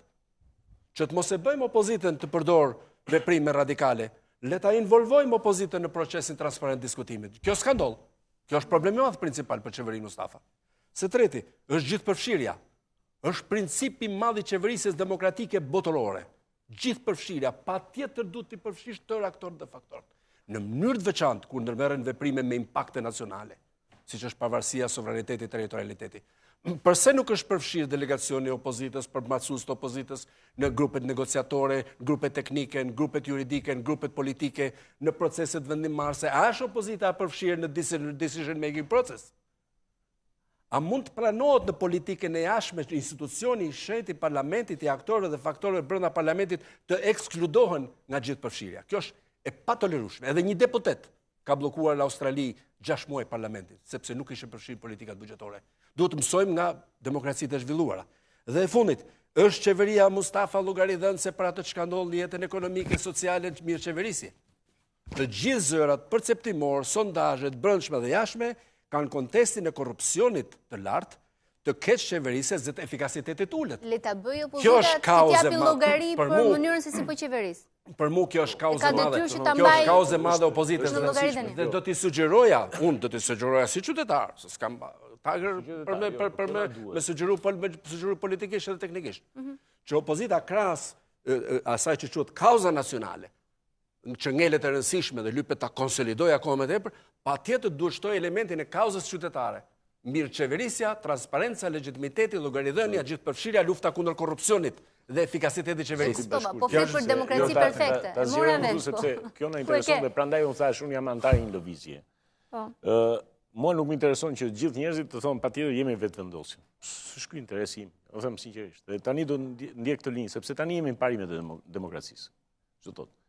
Çështja është që një qeveri e zgjuar implikon në vendimarrjet e veta sa më shumë popull. Prandaj këtu është pika nisjes. Çfarë do thotë? Shteti i së drejtës. Shteti i së drejtës është prodhor realitet politik në të cilën të ndjen përfshirë gjithë. Po shumë e vështirë vendimarrje. Pragmatika, sepse ne termin pragmatist në Shqip e kemi termin më të urryer. Pragmatiste ne do të thotë pazar individual në emër të shtetit. Jo, pragmatizëm do të thotë të dish të vendosësh opozitën në vendimet e tua që të rrisësh kërkesën tek ai me cilin po negocion. Këta përjashtuan gjithçka. Këta përjashtuan protestë në rrugë, pjesëmarrjen parlamentare të opozitës. Jo, këto të duhen sepse atëherë ti negocion. Kur rrit vërtet për masën e vështirësive të negociatës. Jo kur ja lehtëson negociatën tjetrit. E kuptoj. Do thotë në rendin pragmatist, se kam vetëm hallin me këtë të pragmatizmit, ne jemi vërtet, t'ja them, ne vuajmë nga një ignorancë e papara. Vërtet këtu, në rastin, sepse mund të quhet demagogji, le të quhet si do. Unë shpesh në qeverisë shqiptare shoh nuk ndaj dot ignorancën nga likësia. E them vërtet. Nuk kërkohet kur këtu që ekspertiza të vitë vendoset në funksion vullnetit politik. Duke u zhveshur nga ekspertiza, do mësohet vullneti politik. Dhe negociata ne nuk çojmë as përfaqësues postesh, ne çojmë vetëm persona. Dhe persona ju e dini që në gjuhë tuaj do thotë askënd. E janë kaq të partikularizuar, prandaj po thoshë që parë, unë zotin Çeku nuk kam asnjë problem personal. Vetëm në frëngjisht. Tu nuk personalizohet edhe në italisht, në frëngjisht, jo, edhe në italisht. Jo, në persona. Nuk ka personalizim, sepse unë vetëm kërkoj, jo vetëvendosja, po shoqëria civile. Mua nuk më intereson mendimi i zotit Bashkurti si drejtor kryetari akademisë, jo, i zotit Bashkurti në bazë të eksperiencës vet. As mos shprehet kur për vetëvendosjen. Fare, nuk dua as të... E kuptoj, po ja, u shpreh. Fare, jo, unë dua thjesht të shprehet për lartësimin politik të përfaqësimit të një popullit në qeverisje. Prandaj thash, ADU është institucioni, populli është fryma. Kjo është shumë e rëndësishme. Çeku, për këtë pjesë duhet kalojmë pak ke gjykata speciale. Që të ekonomizoj pak kohën, ju dëgjova me vëmendje, unë natyrisht... Ne kemi në Çekut. Sepse masim. Natyrisht, asu s'kam asgjë personale, as duke personalizoj atë debatin, thjesht po them që shanset që mund t'jenë humbur dhe shanset që mund t'jenë përdorur. Rikthejmë edhe një herë tek ajo çfarë tha Beni për Luna Çek, që e përsëriti në fakt. Unë nuk dua që t'i japim një mbivlerësim rolit të Serbisë në Kosovë, pavarësisht se Kosova i bën të gjitha përpjekjet, e thash edhe një herë, që ta grujë sa të mundet dhe ta frenoj njohjen e shtetit të Kosovës nga shtetet tjera, ta pengojnë antarësime dhe nisma rajonale ndërkombëtare, por nga ana tjetër besoj që pavarësisht defekteve në qeverisja apo në relacionet e tyre të brendshme, lidershipi i Kosovës edhe Kosova ka njerëz që do të dinë të mbrojnë sovranitetin dhe integritetin e Kosovës dhe ta çojnë Kosovën përpara, natyrisht. Por sfida është marrëveshja e nënshkruar dhe këtu duhet të kemi parasysh që të gjithë ata që shkojnë për të negociuar duhet të kenë kujdes në negociata para se të firmosin, sepse nëse ndodh një firmosje një dokumenti të caktuar, mbështetur dhe në përvojat ndërkombëtare është tepër e vështirë për ta tërhequr. Dhe këtu duhet të them që ka një rrugdalje, ka një exit të krijuar mendimin e opinionit të gjykatës kushtetuese. Dhe këtu pyetja që bëri Ilva më parë ishte se si do të sillet një mazhorancë e re ose një mazhorancë XY nesër e gjendur përballë kësaj marrëveshje. Unë mendoj që opinioni i gjykatës kushtetuese ka krijuar një lehtësi interpretimi dhe negocimi ose rinegocimi kësaj marrëveshje, duke mos e tërhequr dot me një herë, por duke rinegociuar në termat që ka dhënë gjykata kushtetuese, mendoj që i ka bërë një lehtësim klasës politike për debatuar mbi këtë gjë. Po ashtu dhe çështja e demarkacionit është një çështje që është diskutuar. Unë nuk Pyetje, po, si duhet shkojmë? Mendon se klasa politike që ka sot pushtetin aktualisht, që unë se quaj klasë, se quaj klan politik, do reflektojnë mbi këtë ndim, kontribut kaq lehtësues që i ka dhënë gjykata. Kur them klasë politike, nënkuptoj edhe opozitën, gjithë faktorët që prodhojnë politikë në Kosovë, nuk them mazhoranca apo opozita, sepse debati dhe interesi i Kosovës nuk është implikuar kur opozita, kur ka qenë opozita, në çfarë është diskutuar në negociata. E thash që në fillim të kësaj që qeverisja si ka munguar transparenca, thash për këtë dhe për çështje tjera nuk duhet të përsëris vetën. Se opozita përveç akteve, qoftë protestave, angazhimit popullor, domethënë tubimeve, ndërgjegjësimit njerëzve. E thash që në fillim. Desha të mendon, ishte pyetje. Po pra, e shpreson një gjë të tillë, që vërtet ky klan politik unë thash që do reflektoj, do ta përdori thash klasa politike në Kosovë. Dhe kur them klasa politike në Kosovë, në kuptoj gjithë faktorin politik, gjithë spektrin politik, pa vëngjishje se kush ka më shumë përgjegjësi, dhe desha të them këtu që tani ne në një farë mënyrë duam jemi një lloj realiteti të ri politik në Kosovë. Pra kemi një president të ri. Nuk e dim se cili do të jetë vendimi i gjykatës kushtetuese dhe presidenti Pacolli se si do të interpretohet në këtë rast. Pra, kur them presidenti Pacolli, ne kuptoj quorumin në seancë, është një çështje që i takon gjykatës kushtetuese dhe ne nuk jemi ekspert për ta gjykuar, presim një vendim të tyre. Por nga ana tjetër kemi dhe një leadership të ri në partinë më të madhe politike që është PDK-ja, pra do të kemi një kryetar të ri të PDK-s. Pra ky edhe është një ndryshim sado i vogël, është një ndryshim që pritet të ndodhë. Nga ana tjetër kemi një mandat të lënë ose të braktisur nga lideri i AK-s dhe sipas deklaratave të disa liderëve të sotëm, nënkuptohet që edhe pjesa tjetër e deputetëve të opozitës mund të shkojë drejt lënies mandatit dhe paralizimit pra kemi hapjen një kapitull të ri të sjelljes së opozitës ndaj parlamentit, ndaj problematikave dhe krizës politike. Pra edhe kjo është një gjë e re që po vjen. Në të gjithë këtë kornizë sjellje të re politike, mendoj se ka një frymarrje të momentit, por gjithsesi kriza nuk ka kaluar dhe kriza duam s'duam e përfshin presidentin e zgjedhur, i cili do të vihet para provës të vazhdimit në këtë klimë mosbesimi që ka pasur për zgjedhjen e Thaçit, a mund të shërbejë ai si një figurë përbashkuese të pozicioneve të majorancës të opozitës? Kjo është esencialisht, thelbësisht qetësuese është njëri i cili nuk ka nevojë për të pas një unanimitet në përcaktimin e kësaj detyre që ka, këtij misioni që ka. Këtij njeriu nuk ishte dot besë. Jemi shumë lutur që të mos i paragjykojmë. Jo, po s'është lutje, s'është paragjykim.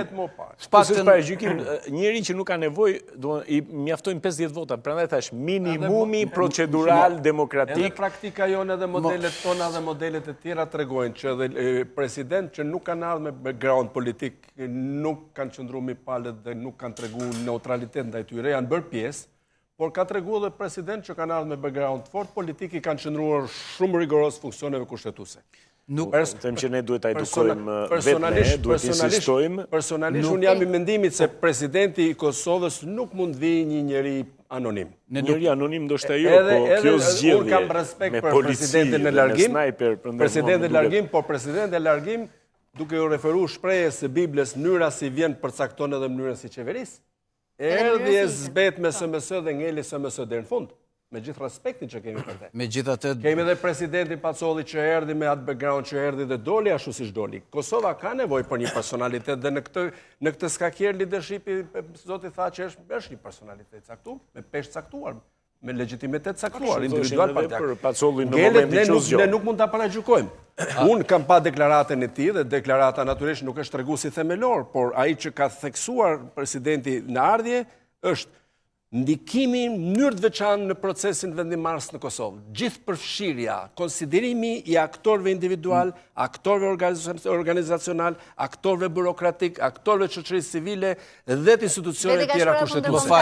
Më fal edhe një herë. Kjo është më rëndësishme, deklaratë që tregon pozicionin e kushtetues. Ti themi edhe ne dy gjë. Për ta përfunduar, do thoya këtë që e para nuk mund ta paragjykojmë se çfarë ai do të bëjë, bazuar në një intervistë që ka dhënë shumë premtime që do të bëjë dialog me gjitha palët e tjerë, por nga ana tjetër do thoya që ne presim përsëri cila do të jetë mënyra e opozitës për të mos e pranuar, sepse natyrisht nuk e ka pranuar si president, si do të vijojë mos pranimi i tij. Fakti që tha që është president nuk është paragjykim për Thaçin si person. Nuk është se Thaçi si president nuk është më Thaçi. Flasim për zgjedhjen institucionale apo jo? Po pra, për zgjedhjen. Nuk po paragjykoj. Nuk e kemi në aspekt personal, por në zgjedhje Zoti Çeku. Presidentët që ka pas Kosova deri tani nuk kanë funksionuar mbas statusit kushtetues. Ktu pajtohen 100% me opozitën. Dhe opozita mund të ketë arsye me paragjyku këtë pozicion. Por opozita lypet me pak që qasin ndaj institucioneve kushtetuese, se nuk mund të ndryshojmë të tëra brenda natës. Do ishte shumë mirë. Për shembull, zonja Jajaga i thirrri disa herë në dialog. Tash unë e di personalitetin dhe aftësia, kapaciteti i saj. Sërish po them prapë opozita nuk u pajtua me dialogun me te. E dyta, janë marrë disa vendime gjykatës kushtetuese para disa kohësh, me cilat sërish opozita nuk është pajtuar me gjykatën kushtetuese. Nuk mund të jemi anti-establishment në tëra çështjet. Unë kam dëshirë me ndihmu shumë opozitën me mendimin tim individual. Donald Trumpin në Amerikë, po fiton nominimin. Do të qenë anti-establishment Donald Trump. Po fiton nominimin për pak. Nuk po përzihen sa të vendosin qytetarët e Amerikës. Okej, më lejo do shkoj pak në publicitet dhe rikthehemi më njëherë për pjesën e fundit të debatit. Mos u largoni.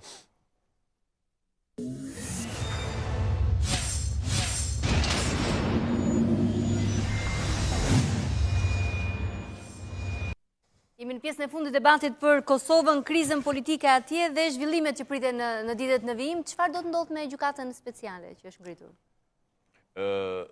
Gjykatën speciale është do ndodhë lidhje me leadershipin? Çfarë do ndodhë lidhje me leadershipin, sigurisht. Pritet të ndryshohen mandate, arresti. Thaçi kur tha nuk kam shtënë kur me armë, i mori masat që mos dali, mos ndëshkohet. Tani pushtetin ka pasur falës fakti që ka qenë drejtues politik, UÇK-s, pastaj na doli që s'ka marrë pjesë në luftë. Të them drejtën, gjykata speciale nuk ka qenë, ne kemi qenë kundër si vetëvendosjet dhe gjykata speciale. Sepse janë të gjitha shenja që nuk kemi ndërtuar pikërisht pra një pozicion qeveri bërës në Kosovë, ku të ketë shtetës drejtës dhe ne të dim të ndërtojmë institucionet tona. Përkundrazi, kemi ndërtuar një qeveri që ka bërë pamundur të gjithë ndërtimin e institucioneve. Kështu që dhe gjykatën duhet na i ndërtonin diku tjetër me rregulla të tjera që gjithçka sui generis. Edhe kur vendosim një stabilitet institucional, prap sui generis janë. Edhe vetë presidenti tani gjykata kushtetuese për të dalë fal faktit që zgjedhja Pacollit ishte problem, sui generis ndërtoi një rregull, të cilin tani duhet ta shkeli vetë në qoftë se do të mbaj Thaçin, në qoftë se ne kalojmë nga sui generis në sui generis. Ky është problemi. Unë nuk mund të parashikoj më çfarë do ndodhi me gjykatën speciale. Kërcënon seriozisht stabilitet, pra sa mund të ketë stabilitet Prishtina aktualisht për sa i takon urdhrave të mundshëm të arrestit që mund dilte për liderët e politikës aty. Pra pikërisht këtu do merreshim me kalkulime klanesh. Që nuk doni të hyni aty. Unë jo, vetëm unë nuk dua vetëm një gjë. Të dëmtohet vërtet akti historik, heroik i UÇK-s, i dëshmorëve, i viktimave të luftës. Do pastrohet, nuk do dëmtohet me gjykatën speciale, është pretendimi i tyre. Këtë nuk e di sepse pastaj arbitrariteti, gjithë efektet arbitrare që pasojnë një vendim sui generis, janë të pallogaritshme. Nuk e di si do dënohet. dikush, me kë dëshmitar, si do jenë dëshmitarët, sa dëshmitar duen. Ben, është folur edhe emri i Thaçit, është përmendur përpara se të zgjidhej president. Si një nga emrat që mund të përfshihen disa prej në komandantëve speciale, kryesor. Haradina është folur. Nuk e di, në postin e presidentit, ai kam përshtypjen që ka mandat mos preket, domethënë ka një status i cili nuk preket. Dhe unë besoj që një nga arsyet që është këmbgulur shumë që ai të jetë president, sepse fuqia më e madhe në Kosovë është të kesh postin e kryeministrit se sa postin e presidentit. Është pikërisht kjo. Unë personalisht mendoj që gjykata është plotësisht e nevojshme për Kosovën, sepse për mendimin tim ka ardhur koha që të spastrohen disa nga elementet të cilët kanë abuzuar shumë me luftën e Kosovës. Jemi dëshmitar të kohëve të fundit, të asaj të atij dialogu shumë të çmtuar që po bëjnë disa nga njerëzit. Fill pas zgjedhjes së Thaçit ndodhi një debat. Po ka qenë dhe më përpara. Ka qenë dhe më përpara, po jo në këto nivele. Në nivele më të poshtme është deri në kërcënime ndaj njëri tjetrit, sepse për hir të vërtetës Kosova dhe Shqipëria kanë shumë paralele të njëjta. Do thënë kombet të cilët janë ndarë edhe në mënyrë arbitrare në periudha të caktuara historike, nxjerrin paralele shumë interesante sociologjike. Unë do të them, Kosova dhe me kaq kohë të pakët nuk do ta njohë të kaluarën, ashtu siç po ndodh me ne me komunizmin, që akoma nuk kemi hapur dosjet dhe të gjithë procesin, nuk po ndjekim dosje.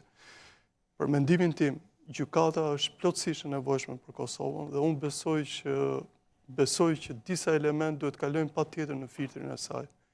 Sot e kësaj dite mua më dhimbsen shumë. Mund të krijojë destabilitet? Nuk e besoj. Jo. Por njerëzit të cilët kërcënohen për atë do përpiqen që të krijojnë destabilitet. Dhe unë besoj një nga arsyet e tollovisë që ndodh në Kosovë është pikërisht ardha e gjykatës speciale. Duhet të them diçka. Kosova vetë duhet bënte një lloj katarsis më përpara. Katarsis kishte të bënte me shikimin e drejtë të luftës. Dhe ata kanë akoma në moshë shumë të re shumicën e personazheve që kanë marrë pjesë me luftën. Po ndërkohë neve kemi shumë të zhdukur dhe shumë të zhdukur potencial kosovar të cilët kanë humbur. Dhe njerëz të cilët dim për fatin e tyre janë gjallë sot në Kosovë dhe nuk ndihen. Më vjen keq se nëpërmjet burimeve dytësore dhe tretësore po dalin dëshmi që shumë elementë të cilët sot kanë poste në Kosovë janë të përfshirë në gjëra jo të pastra. Do ta njollosh ke luftën e UÇK-s? Absolutisht jo. Absolutisht jo. Në qoftë se nuk do ekzistonte, të themi, rezistenca e UÇK-s, atëherë asnjëherë nuk do kishte një ndihmë nga jashtë, një ndihmë aq të madhe sa që u dha. Kjo ka treguar edhe në vende të tjera, përveç konjunkturës madhe që i ndodhi Kosovës dhe fati madh i Kosovës. Çeku, gjykata speciale. Çdo si janë? Në fakt kur do të turbulloj më shumë ujërat? Kur doli ky raport i Dick Bardit në fillim, kujtohemi se të gjithë reaguam kështu një zëri dhe pak veta kanë besuar që ky raport do të shkojë hap pas hapi duke u institucionalizuar, duke u kthyer në një gjykatë speciale, të cilën tashmë para disa ditësh e ratifikoi edhe presidentja në detyrë, zonja Jajaga, dhe zoti Thaçi e fillon detyrën e vet përveç sfidave që ka në planin e brendshëm të krizës politike që i përmendëm. Ka një nga sfidat të tjera më të mëdha që është gjykata speciale, cilën ja kanë përmendur prej vitesh, prej kohësh. Sfida e tij është edhe emocionale, personale, për shkak se disa nga emrat që përmenden në raport janë bashkëluftëtarë dhe nga ana tjetër, në aspektin juridik, ne nuk e dim se si do të jetë kërkesa e kësaj gjykate ndaj vetë personit të zotit Thaçi. Këtu desha të bëj një paralele. Mund të jetë dhe emri i zotit Thaçi. Po, kujtoj këtu një letër që Daniel Server, njohësi më i mirë për Kosovën, i kishte adresuar zotit Thaçi, vetëm disa ditë pasi ai ishte zgjedhur dhe i ka kujtuar që ai mund të jetë nga personat kryesor që do të thirret nga gjykata speciale që është në Hag. Që ta kuptojmë edhe këtë, gjykata me thirrje nën kupton dhënie dëshmie apo janë thirr persona të cilët do ngrihet akuzën e tyre? Do pyeten. Tani kur të filloj procesi do të shohim se si do të operojnë. Nuk duhet ta abuzoj këtu, por di që do të jetë nga personat që do thirret, pastaj se sa kjo do të jetë në përqasje me imunitetin e tij si president është një çështje tjetër, por nuk uroj që të ketë fatin që tjetë një president që do të shkoj, si që ndodhi me zotin Haradinaj. Qasja e këtë akuzës se kësaj gjykate nuk është kolektive, pra nuk është një akt akuz ndaj UÇK-s, por është një akt akuz e ngritur ndaj disa personave. Në këtë rast kemi dhe precedentin e Hagës ndaj zotit Haradinaj që ju dha pafajësia.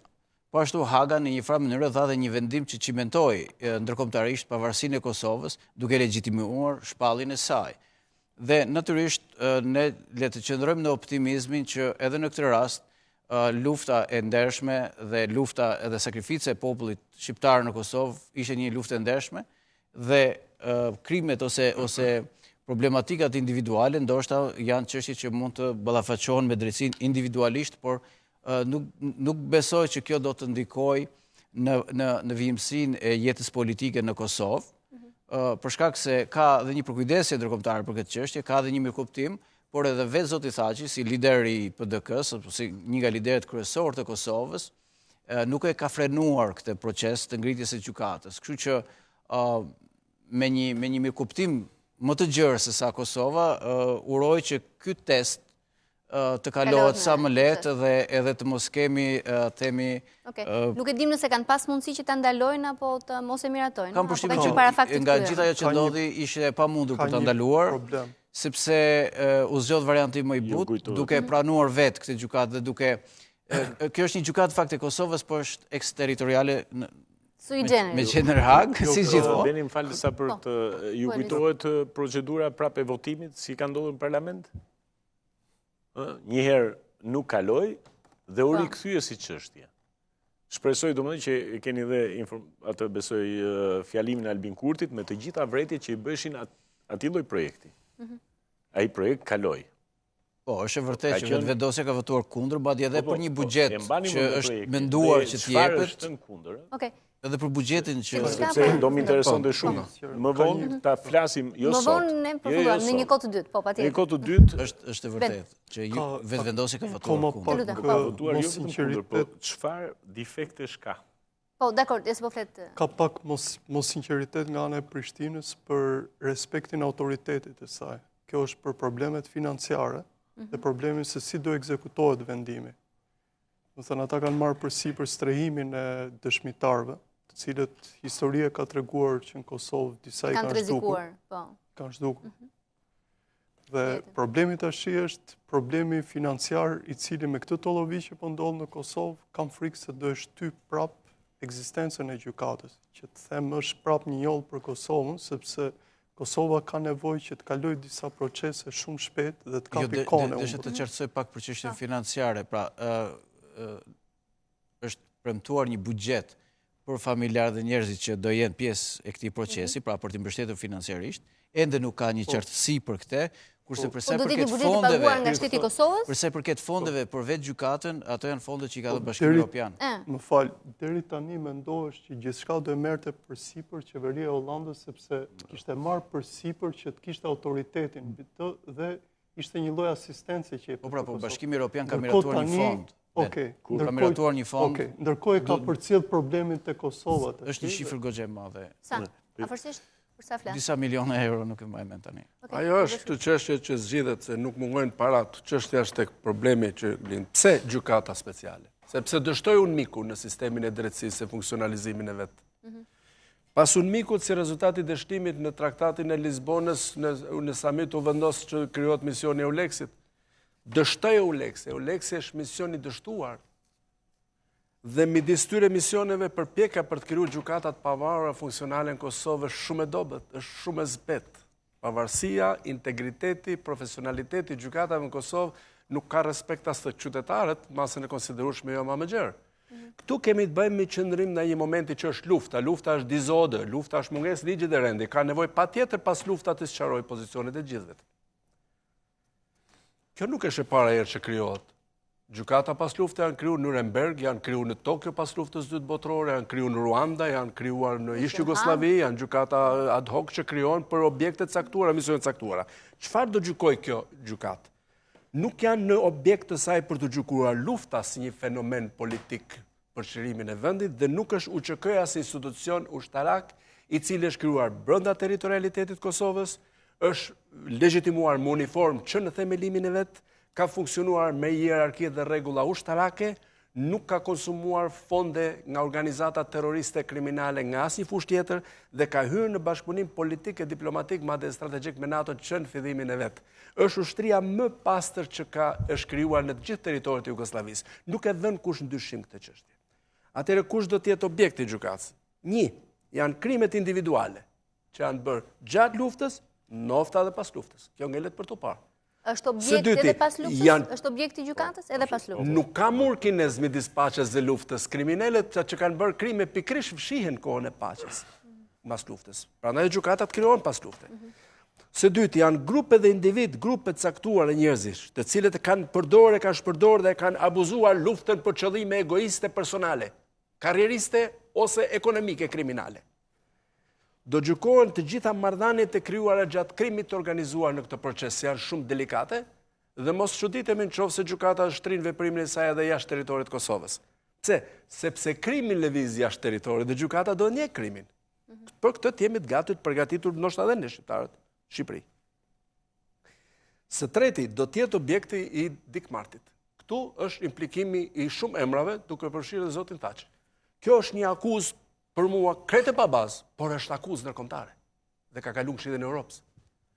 Edhe Thaçi dhe të gjithë janë të bindur që duhet të përballen me këtë sfidë. Vjen shumë mirë që presidenti në deklaratën e tij të parë ka thënë ka qenë vendim shumë i dhimbshëm, shumë i vështirë për neve, por ne do të jemi të gatshëm për të përballur me të.